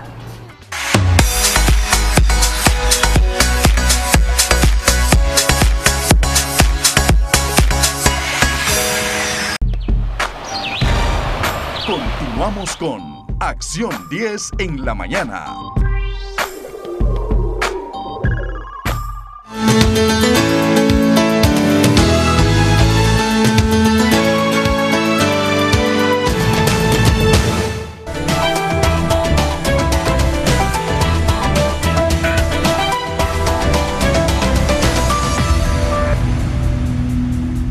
En la actualidad, existen diferentes procedimientos odontológicos para mantener y conservar los dientes en buen estado. Dentro de los más antiguos se encuentra la restauración dental, más comúnmente conocida como calza. Esta es la obturación que se hace en los dientes después de una caries o traumatismo por el que se ha perdido una parte del diente. En la siguiente entrevista con nuestro experto, conoce un poco más de restauraciones o calzas blancas. Daniela Rodríguez Morazán, Acción 10 en la mañana.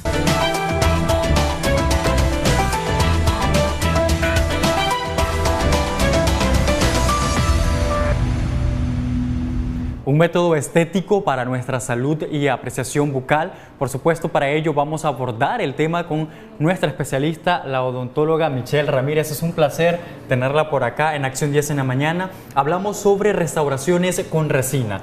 ¿Cuáles son las ventajas de estas restauraciones precisamente con ese material? Y si hay desventajas en algún caso, para explicarlo bien.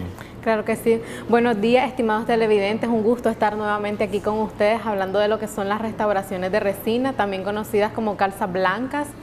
Bueno, en realidad las restauraciones de resina son la reconstrucción de una pieza dental que ha sido ya sea fracturada o ha tenido una caries o ha tenido algún desgaste durante nuestra vida. Entonces, esto lo que hacemos es restaurar nuestra pieza con la resina. La resina es el material blanco blanco o la famosa calza blanca que decimos, que tiene varias ventajas. Recordemos que anteriormente se trabajaba lo que era la calcita negra, conocida como amalgama de plata, pero esta no es muy estética, por así decirlo. Entonces, la restauración de resina viene a innovar en la odontología al ser una calza meramente estética, entonces la podemos ocupar tanto en el sector anterior como en el sector posterior, y muchas veces es prácticamente pasa desapercibida ante el ojo, porque si buscamos el tono más adecuado para cada paciente, pues ella va a ser sumamente estética. Además de eso, cumple la función que es masticar, comer, hablar.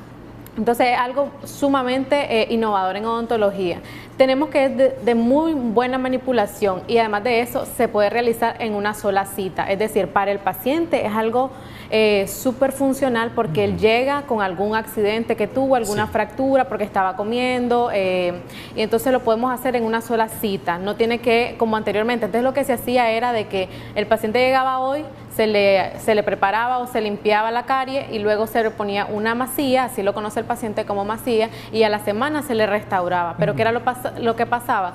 Durante esa semana había un intervalo en el cual podía haber una filtración, y entonces al haber esta filtración podría haber una caries residual en el futuro. Sin embargo, con la resina no, esto se trabaja en una sola cita y el paciente pues ya se va con su restauración a casa sin ningún inconveniente, siempre y cuando no sea necesario previamente hacer un tratamiento de conducto. ¿Cómo le detallamos al televidente el proceso para la ejecución de la restauración?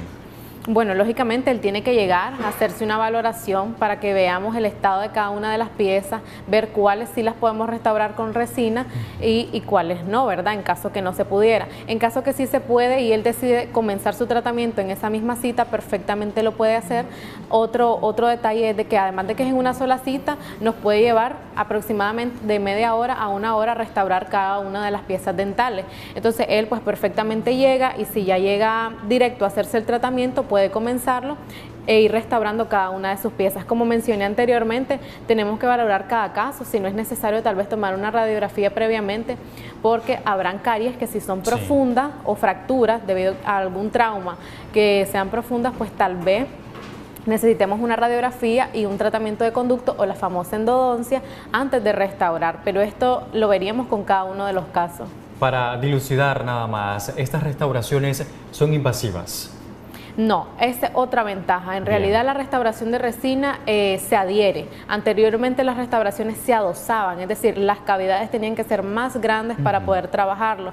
Actualmente no, actualmente la resina es de adhesión, de fácil adhesión, es decir, solamente retiramos del diente lo necesario, lo justamente necesario. No tenemos que preparar una cavidad cóncava para que ésta no se caiga, sino que ella se va a adosar fácilmente a la pieza, así que no es necesario quitar mucho tejido. ¿Cuáles son las circunstancias o situaciones que nos indican la restauración con resina o no?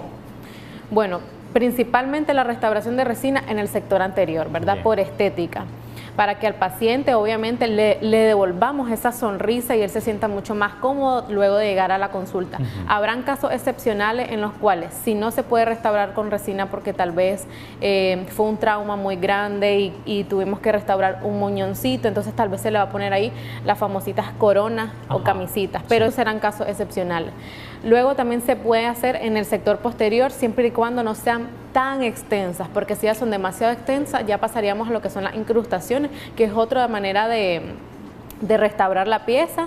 Sin embargo, se puede hacer de resina o también con alguna coronita, pero habrán excepciones, por así decirlo. De ahí todos los casos los podríamos restaurar con resina. ¿Qué tan malo es dejar pasar el tiempo y no repararse la pieza dental?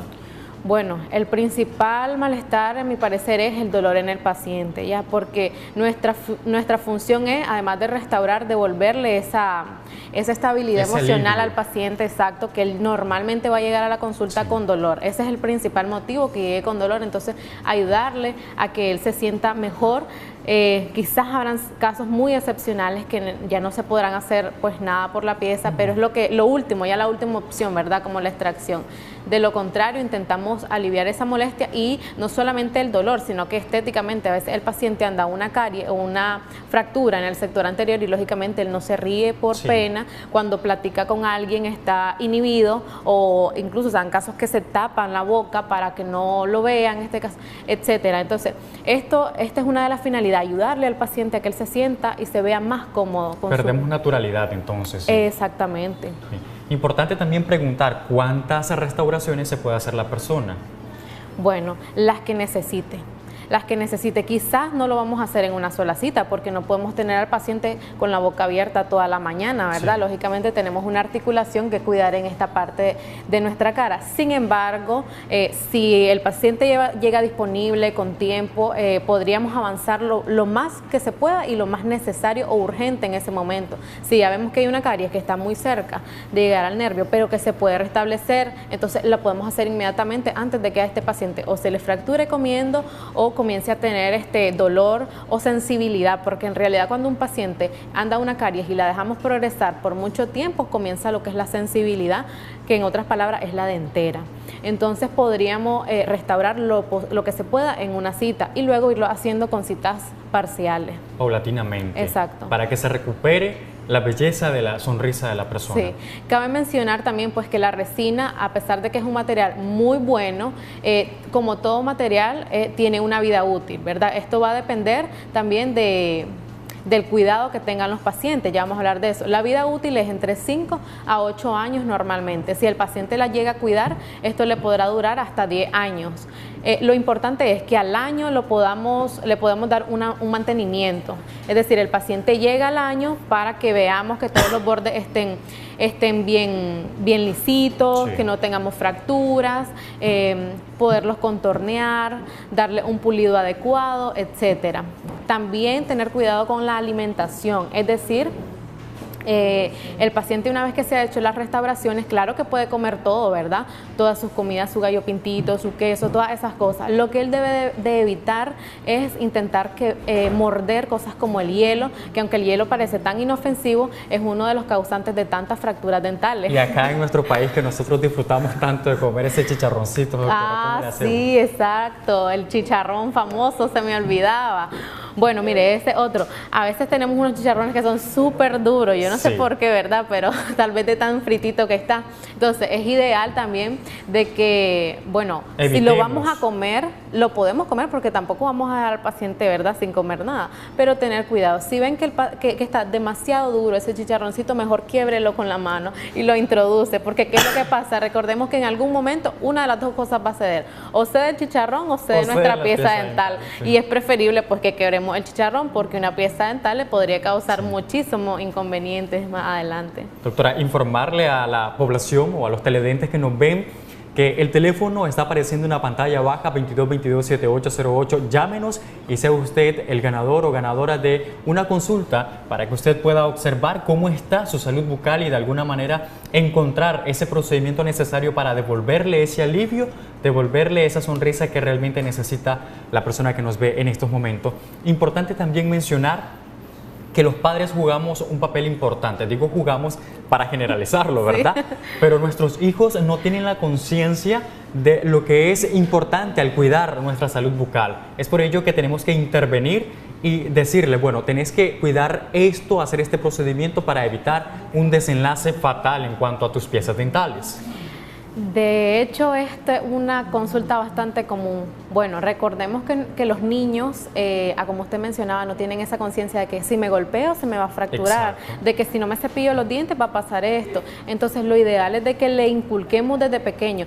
Suele pasar algo de que tal vez el niño está jugando y otro niño lo golpeó y le fractura la pieza de enfrente. Recordemos que ya a partir de los 6 años el niño comienza a tener sus primeras piezas permanentes, tanto muelitas como dientecitos. Entonces ya estas son piezas para toda su vida y la mamá las tiene que cuidar junto con él porque va a llegar hasta una edad en la que el niño no está consciente de eso. Sí. Pero si nosotros hablamos con él, pues tal vez poquito a poco él lo va a ir comprendiendo y también también cuidarlas, porque imagínense, una fractura a la edad de los 7 años ya es una fractura para toda la vida que va a tener, y que si en ese momento la mamá no obtiene las posibilidades para restaurar esa pieza, el niño desde pequeño va a estar porque los otros compañeritos ya lo van a molestar.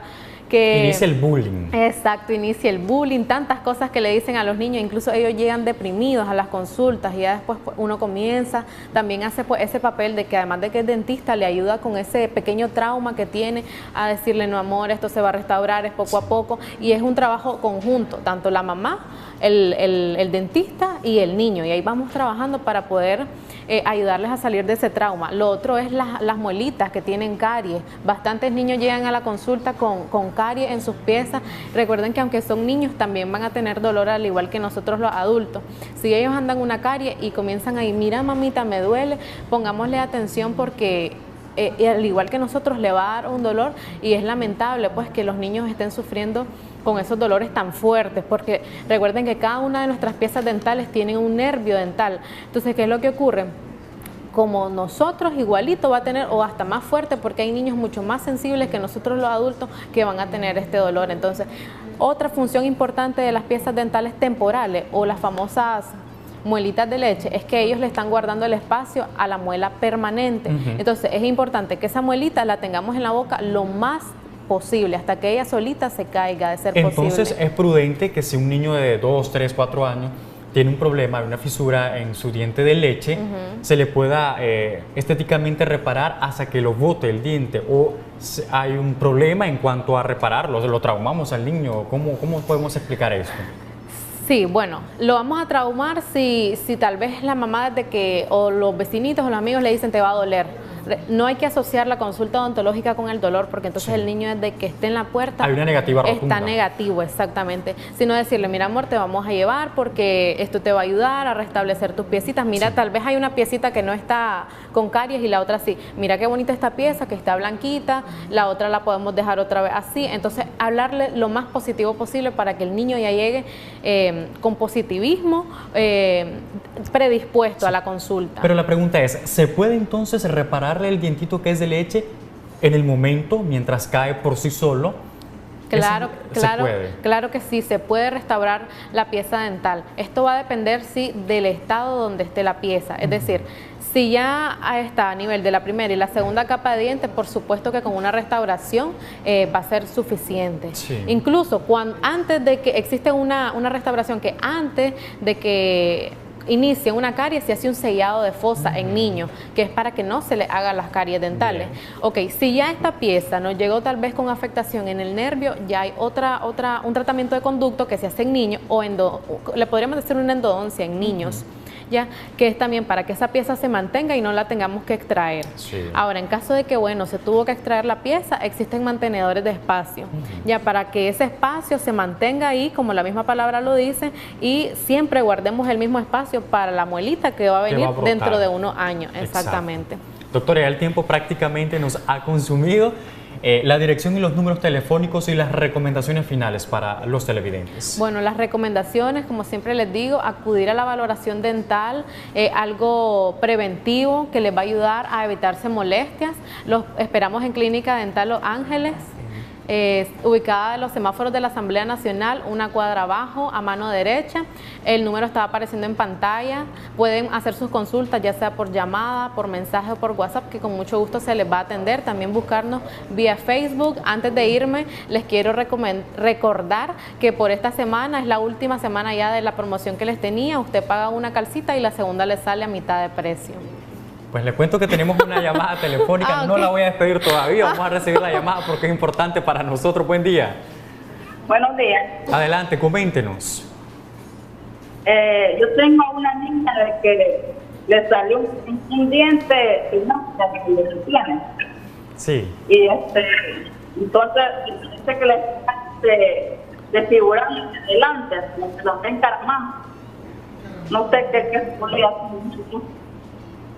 Bueno, casi no se le logra entender muy bien la llamada porque está entrecortada. Por favor, vuélvanos a llamar o bien envíenos un mensaje de texto en los próximos días para que usted pueda ser también partícipe, o deje los datos al interno para que la doctora le regale una consulta hoy mismo y usted pueda llevar a su hijo a la Clínica Dental Los Ángeles. Ahora sí, la despido, doctora. Muchísimas gracias por traernos este conocimiento en cuanto a las restauraciones con resina, lo importante que es la estética que debemos de mantener en nuestros dientes, en nuestra sonrisa, doctora. Claro que sí, recuerden pues visitarnos, que con mucho gusto se le va a atender. A la última televidente que llamó, deje sus datos, que con mucho gusto pues se le va a regalar una valoración, tal vez no hoy porque hoy tenemos un poquito llena la agenda, pero sí en la semana se le va a llamar para que pueda acudir a la valoración.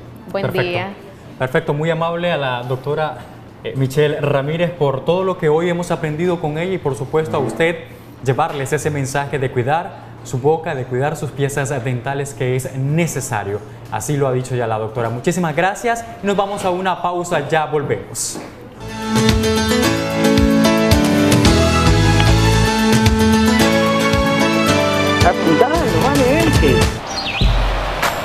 Ya regresamos con Acción 10 en la mañana.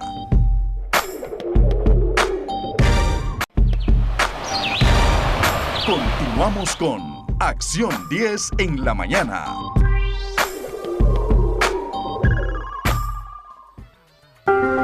¿Vivís un caos familiar? ¿En tus finanzas o con tu pareja? ¿Te discriminan? ¿Nadie te entiende? ¿Tenés alguna denuncia o problema al que nadie da respuesta? Queremos ayudarte en nuestro segmento Debates y Soluciones.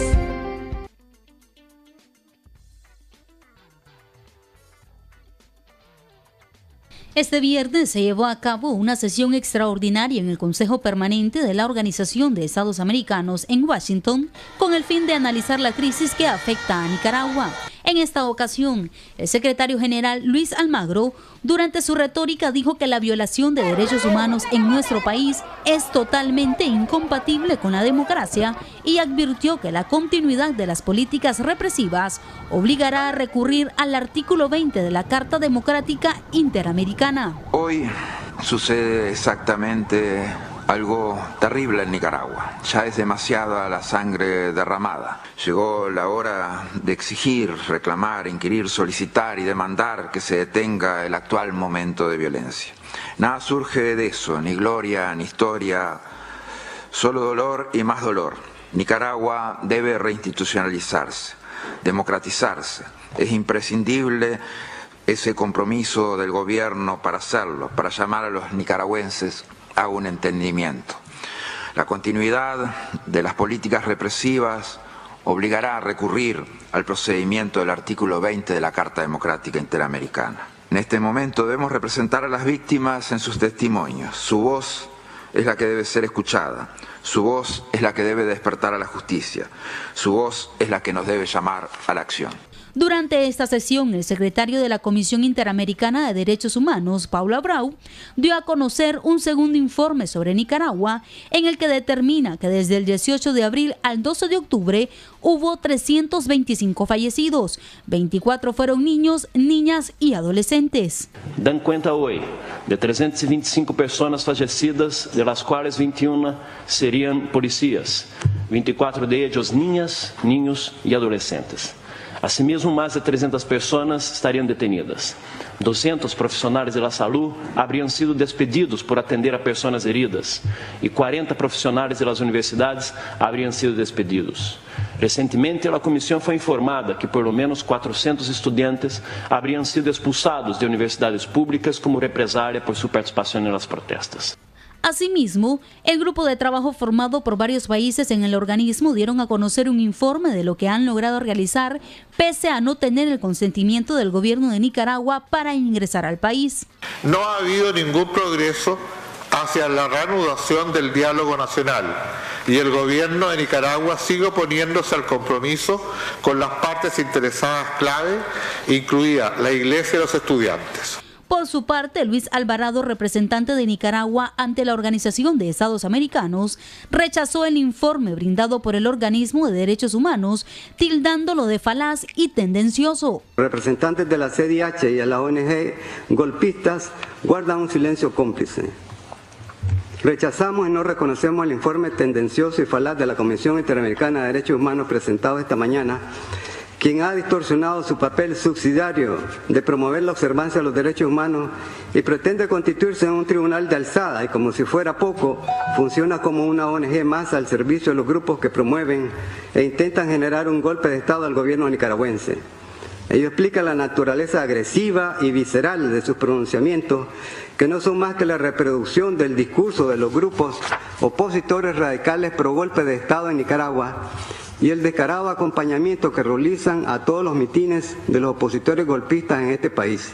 San Vicente y las Granadinas, Venezuela y Nicaragua se opusieron a que se llevara a cabo la sesión, que luego fue respaldada por el resto de embajadores, quienes brindaron su apoyo a los informes presentados ese día.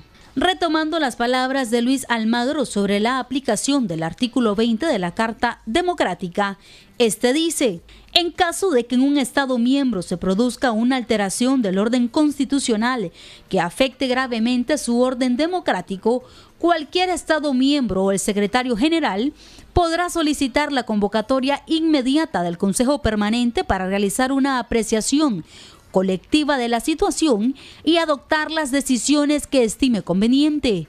El Consejo Permanente, según la situación, podrá disponer la realización de las gestiones diplomáticas necesarias, incluidos los buenos oficios, para promover la normalización de la institucionalidad democrática. Si las gestiones diplomáticas resultaren infructuosas o si la urgencia del caso lo aconsejare, el Consejo Permanente convocará de inmediato un período extraordinario de sesiones de la Asamblea General para que ésta adopte las decisiones que estime apropiadas, incluyendo gestiones diplomáticas conforme a la Carta de la Organización, el derecho internacional y las disposiciones de la presente Carta Democrática. Durante el proceso se realizarán las gestiones diplomáticas necesarias, incluidos los buenos oficios, para promover la normalización de la institucionalidad democrática. Desde su creación, la Carta Democrática ha sido aplicada en 2 ocasiones. La primera fue en el año 2002 durante una salida momentánea del fallecido presidente venezolano Hugo Chávez y en el año 2009 para condenar el golpe de Estado en Honduras al mandatario Manuel Zelaya. María Esther Ordóñez, Acción 10.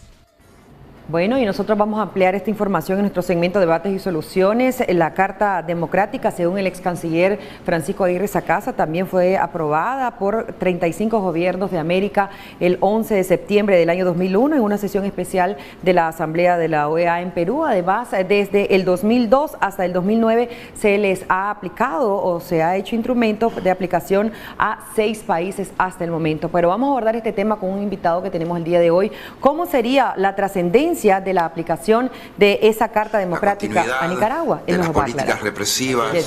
Hoy tenemos a nuestro invitado especial, es el doctor Edgar Parrales. Él es especialista en Derecho Internacional Público y nos va a explicar exactamente qué es una Carta Democrática, en qué consiste, cuáles son las repercusiones para el país, para el gobierno o para el Estado que va a ser el elemento al cual se le va a aplicar esta Carta Democrática y los artículos que comprende la misma. Damos la bienvenida. Sí. Doctor, es un placer tenerlo en Acción 10 de la mañana. Mucho gusto. Bienvenido a Acción 10 de la mañana. Me gustaría que iniciáramos con determinar o explicar de forma sencilla para que podamos entender todos qué es una Carta Democrática y cuál es el funcionamiento de la misma. Sí. Yo querría primero empezar explicando brevemente el contexto de la Carta Democrática. Bien, ¿verdad? Es decir, Nicaragua forma parte de la comunidad internacional. Nicaragua tiene suscritos una serie de convenios y tratados, tanto de carácter bilateral como de carácter multilateral. Y en los multilaterales hay regionales y hay internacionales, globales, ¿verdad? Nicaragua es parte prácticamente de todos los convenios y los tratados internacionales que existan en el hemisferio occidental, por lo menos. Y hay un principio fundamental del derecho internacional que dice pacta sunt servanda, es decir, cuando se pacta hay que cumplir, ¿verdad? Nicaragua está obligada, por lo tanto, cuando el gobierno alega de que hay intromisión, ¿verdad? Que hay invasión de la soberanía, no hay tal, ¿ya? Nicaragua forma parte de la comunidad internacional y está obligada a cumplir. En ese contexto está la Carta de la Organización de los Estados Americanos, que fue reforzada posteriormente. Esta fue aprobada en 1945, Nicaragua es país miembro originario, ¿verdad? Y después fue fortalecida la Carta de la OEA con la Carta Democrática que se aprobó en Perú, ¿verdad? Sí. Porque ustedes saben, digamos, los instrumentos normativos no son eternos. La sociedad cambia porque la vida es cambiante. Sí. Y el derecho tiene que darle siempre respuesta a la realidad, a la actualidad. Entonces llega un momento en que la Carta de la OEA tenía, digamos, ciertos vacíos, ciertos, carencias, y era necesario complementarla. Se hace la Carta. Mucho se ha invocado el artículo 20 en este sentido. ¿Qué exacto, dice? Pero fíjense que yo lo relacionaría con el 21 y también con el 19. Okay. En este sentido. En la sesión, y comienzo por lo que da origen a esta, afirmación del secretario general de la OEA. Sí. En la sesión que acaba de ver recientemente en la OEA, se escuchó un informe global de la Comisión Interamericana de Derechos Humanos que relacionó del 18 de abril para acá todo lo que ha acontecido en Nicaragua, ¿verdad? Y nos presenta un cuadro dramático, verdaderamente espeluznante, ¿ya? Y eso que la Comisión y los otros órganos del sistema de la OEA no han sido permitidos, por ejemplo, de ir a las cárceles a ver a los presos, no han sido permitidos de ir a los hospitales, no han sido permitidos de ir a los juicios que se están realizando contra las personas acusadas, no han sido permitidos de ir a las dependencias policiales a hablar con los policías. O sea, si todo eso se les hubiera permitido, el informe todavía sería mucho más oscuro, mucho más contundente de lo que fue, ¿verdad? Pero bueno, en ese contexto, ¿qué pasa?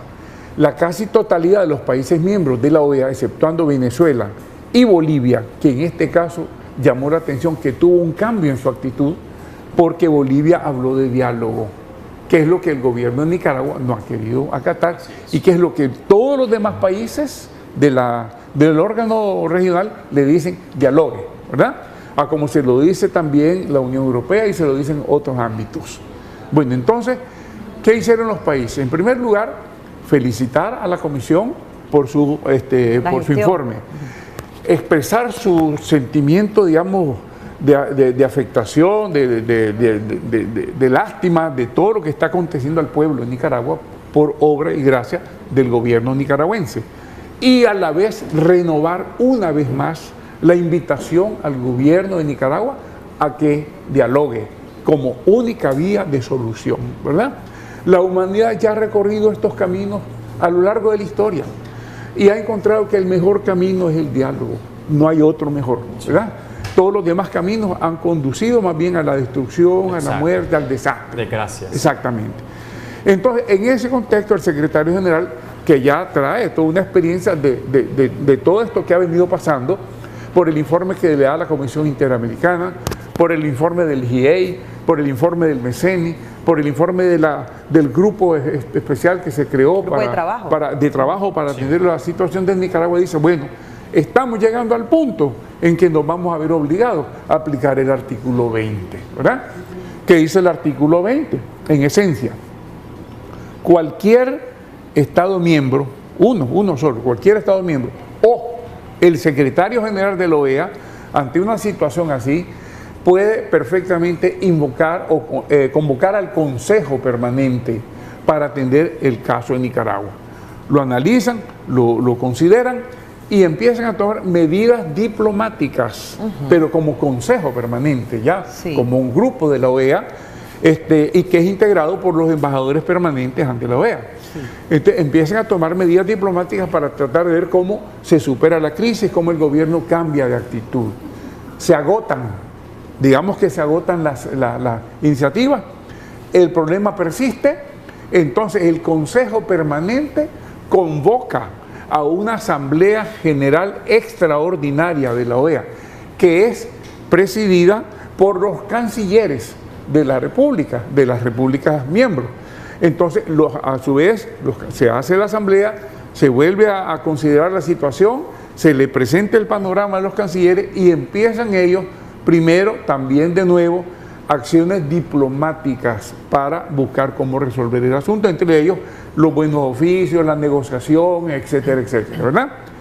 Todo eso no funciona, ya aquí entramos al artículo 21, porque hay dos situaciones que dice la Carta que pueden ser objeto de atención.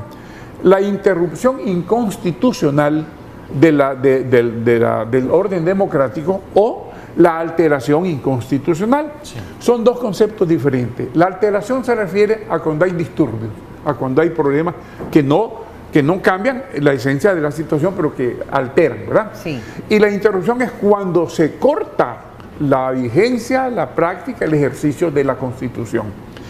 El gobierno ha alegado que aquí hubo un golpe de Estado, eso sería una interrupción. El gobierno lo ha alegado, que aquí hubo una interrupción. Sí.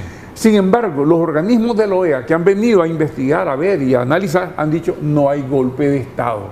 Lo que ha habido fue un exceso de reacción del gobierno ante legítimas protestas y demostraciones públicas del pueblo nicaragüense. Sí. Un exceso de reacción, ¿verdad? Entonces, se podría hablar de alteración, pero una alteración provocada por el gobierno.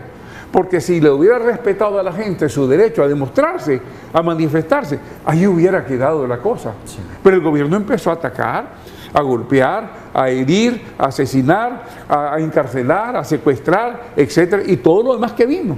Montones de gente que fueron del país, más de 30.000 personas, mucha gente desaparecida, desempleo, cierres de empresas, pérdida de inversión, un panorama negro en la economía. Cuando dicen que para el 2019 los países más desarrollados del globo van a tener un incremento económico del más 4%. Y Nicaragua se proyecta que va a tener un descenso del más 2 o menos 2%. O sea, todavía nos caemos más en el abismo, ¿verdad? Entonces, ¿qué pasa? Cuando ya ven que la situación por una tosudez del gobierno sigue incrementando, y aquí no hay gobierno propiamente porque crea un caos total, porque el gobierno lo que está haciendo prácticamente es refrenando el ímpetu, el derecho de la población, refrenándolo vía las armas. Si no tuviera las armas, no pudiera hacer. ¿Qué es lo que hizo?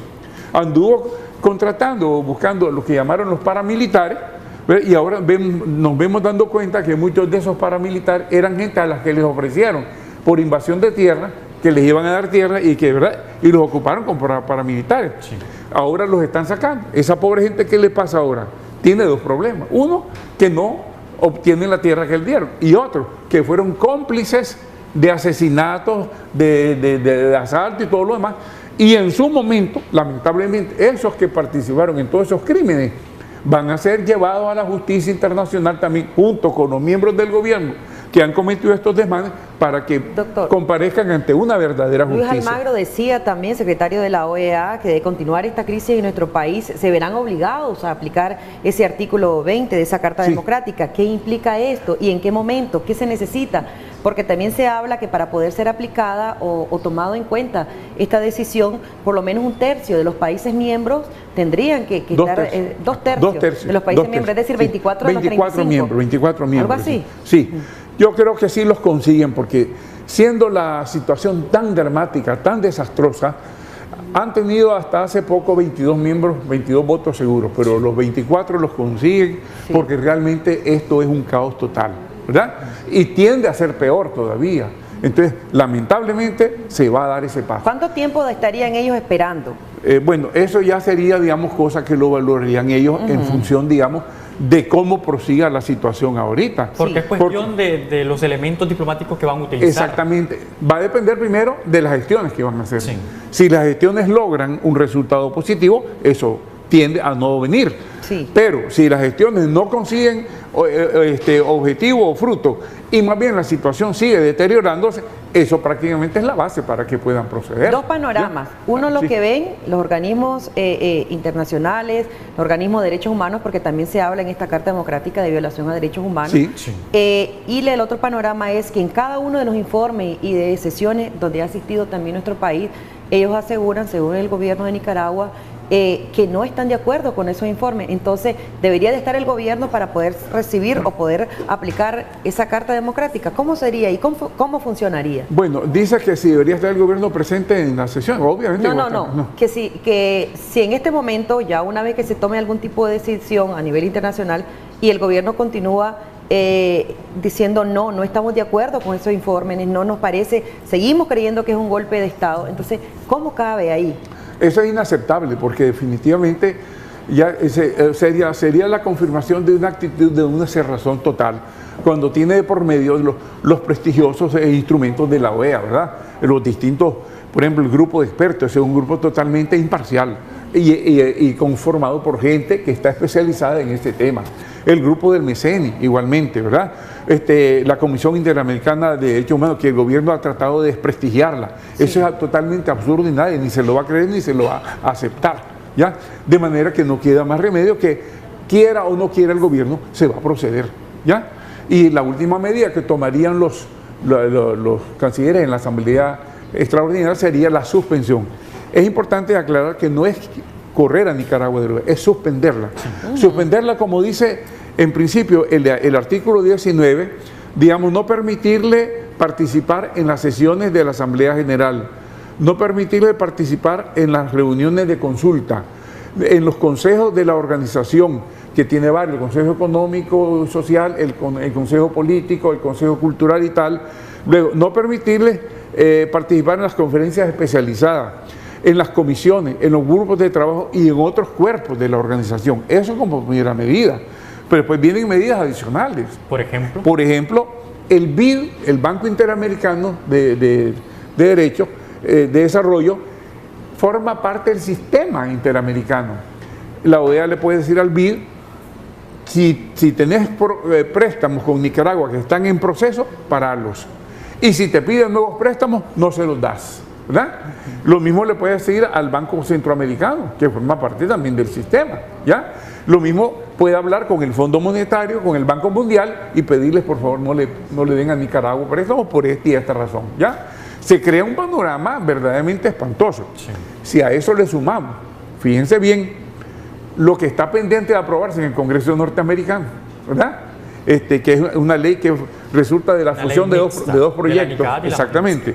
Y a eso se le suma también una aplicación segunda de la ley Magnitsky por parte del Ejecutivo norteamericano. Sí. Ustedes podrán imaginarse el panorama que nos viene, ¿verdad? La Navidad que vamos a tener y el fin de año que vamos a tener. Sí. Si a eso se le suma que se le pide a la Unión Europea que también corte, Nicaragua tiene tratados de comercio con la Unión Europea, sí, tratados de comercio con los Estados Unidos, sí, tratados de comercio con México, con Panamá, con República Dominicana. Se les puede pedir también a Japón y a Corea del Sur que también bloqueen. Pero el gobierno está completamente entendido, porque en el último informe que emitió o en el proyecto que presentó sobre lo que es para el próximo año, viene siendo el capital para el próximo año, estableció que uno de sus mayores cooperantes es Estados Unidos. Entonces, ¿cómo se entiende esta dicotomía entre, sí sé que Estados Unidos es mi cooperante, pero no hay una flexibilización, no hay un entendimiento y Estados Unidos está amenazando de retirar toda la cooperación? De hecho, ya la ha retirado, pues en buenos proyectos que ha habido, ha retirado de la cooperación. Sí. Por ejemplo, en el proyecto de los $30,000 para la reconstrucción de la carretera Izapa-Nejapa, lo quitó. Para la reconstrucción de otro proyecto que había, también lo quitó. Y ahora ya sería quitar totalmente toda posibilidad de proyectos, sí, toda posibilidad de donaciones.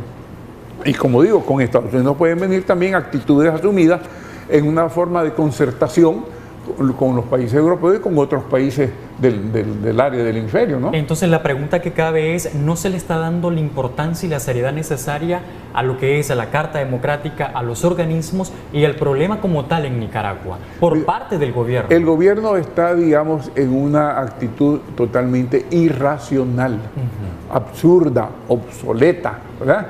En una actitud de una cerrazón que va contra la lógica, contra el sentido común, contra la ética, contra el derecho, contra todo. Contra la Constitución. Definitivamente. La Constitución ya la viene violando desde hace rato. Sí. ¿Verdad?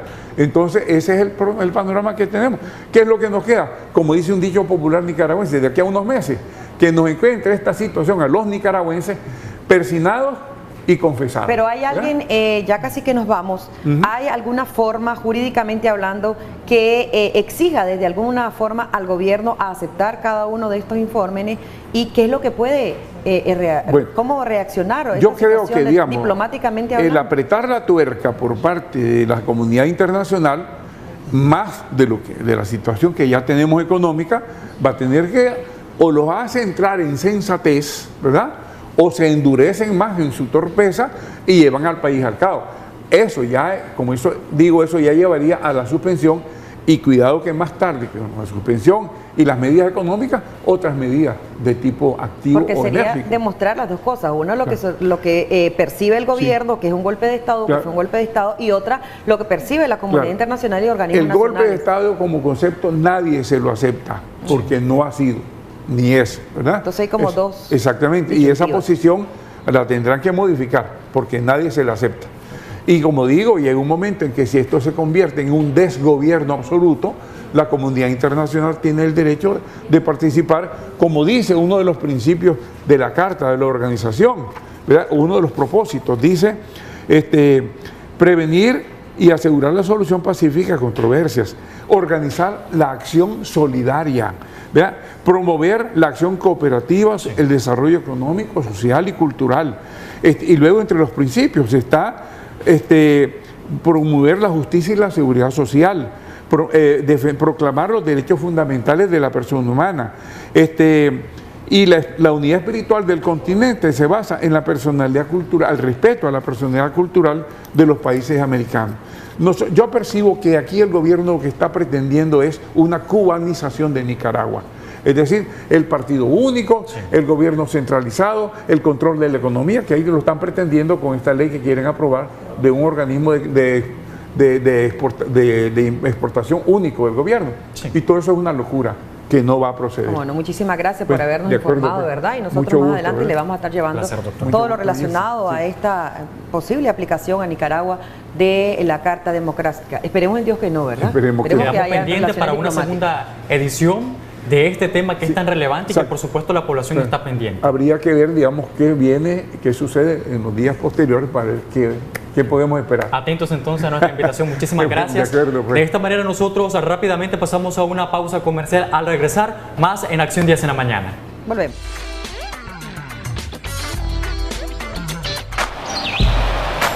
Ya regresamos con Acción 10 en la mañana.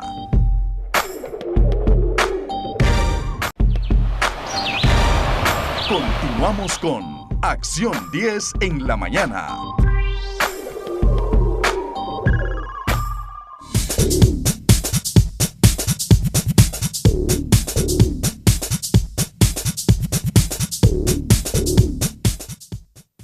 Y cada semana nosotros pues hacemos un recorrido a través de los diferentes mercados de la capital, donde han en su momento hecho incrementos tanto en los perecederos como en la parte de los lácteos, pero esta vez hay uno que incrementó hasta 12 córdobas. Tenemos una mala noticia, y es que esta semana amaneció con un incremento de 12 córdobas el precio en la libra de queso. Y para mayor información tenemos en vivo y en directo a Daniela Rodríguez Morazán desde un mercado capitalino. Danielita, buenos días, adelante.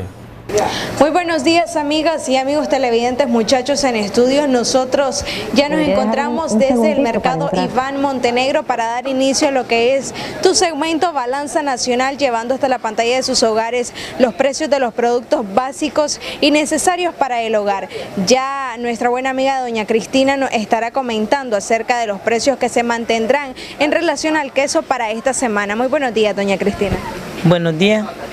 Ya saben que tenemos en el mercado Iván Montenegro, en los lácteos René Daniel, buenos precios siempre, queso de calidad. Tenemos el queso suave a 28 córdobas la libra por una libra, un córdoba menos por mayor. Tenemos el queso quesillo a 36, tenemos el queso seco a 50, a 52 por unidad. Tenemos el quesillo de hoja, este quesillo lo tenemos a 45 por unidad.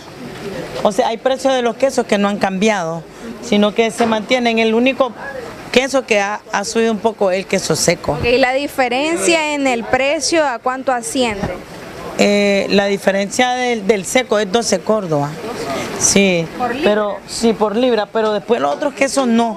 Por ejemplo, el queso relleno vale 35, la cuajada fresca de leche vale 45, la cuajada seca vale 30, la crema pasteurizada 22 por unidad, 34 la montañera por mayor, tenemos el queso de exportación a 52, el asado le vamos a incrementar una gota como a 55 la libra. Ok, para dejarle más claro a nuestros amigos televidentes, ¿a cómo se cotizaba la libra de queso seco en semanas anteriores y a cómo se cotiza en esta semana? A 38 por unidad estaba y ahora la tenemos a unidad 52, 50. Una cantidad bastante considerable. Es extremo lo que subió el queso seco, pero se debe por el traslado del queso. Tiene mucho costo ahorita. El costo y algunas propiedades ya no sacan sus quesos porque es intransitable los caminos con el aguacero. ¿Y ustedes como comerciantes esperan de que el precio baje en las próximas semanas? Tal vez no baja el precio en las próximas semanas. No lo creemos, más bien puede subir porque hay poquísimo queso. Y de hoy para mañana los caminos no los van a arreglar. Entonces debido a eso tiene que mantenerse. Ya después viene la temporada de verano, ya no. No creemos, tal vez en los poquitos días de la Navidad puede bajar el queso. De lo contrario, no lo creemos. Sin embargo, la afluencia de compradores siempre está. Gracias a Dios, siempre Dios nos ha bendecido y siempre han manejado aquí, pues siempre hemos tenido buena clientela. Siempre los compradores y los consumidores, los que van a vender a la calle, siempre nos han apoyado porque Dios los ha bendecido a ellos, nos bendice a nosotros. Así es. Bien, amigas y amigos televidentes, era parte de la información, esta vez en el sector lácteo. 12 Córdobas por libra es el incremento que se registra para esta semana en lo que se respecta al queso seco. Nosotras con toda esta información vamos a retornar la señal a Estudios Centrales. Gracias, Danielita, por esa información, pero también hay otros productos. Efectivamente, se habla que algunos perecederos han incrementado el valor de su precio debido a los mismos problemas que ya una de las comerciantes nos establecía, caminos totalmente deteriorados producto de las lluvias y las corrientes que han afectado a nuestro territorio nacional. Vamos a estarle dando más información y detalles en nuestras próximas ediciones para que usted esté muy pendiente. Se asegura que también hubo un incremento en el precio de la docena de tomate y también en la lechuga, debido a las constantes lluvias y el temporal en este mes. Así es que nosotros le vamos a dar este detalle en nuestras próximas ediciones. Así terminamos. Así es, efectivamente, en la edición del mediodía, usted pendiente para que pueda informarse de la mejor manera. Y es así como nosotros culminamos este lunes 22 de octubre, la revista Acción 10 en la mañana. Nos vemos el día de mañana, 6 en punto. Adiós.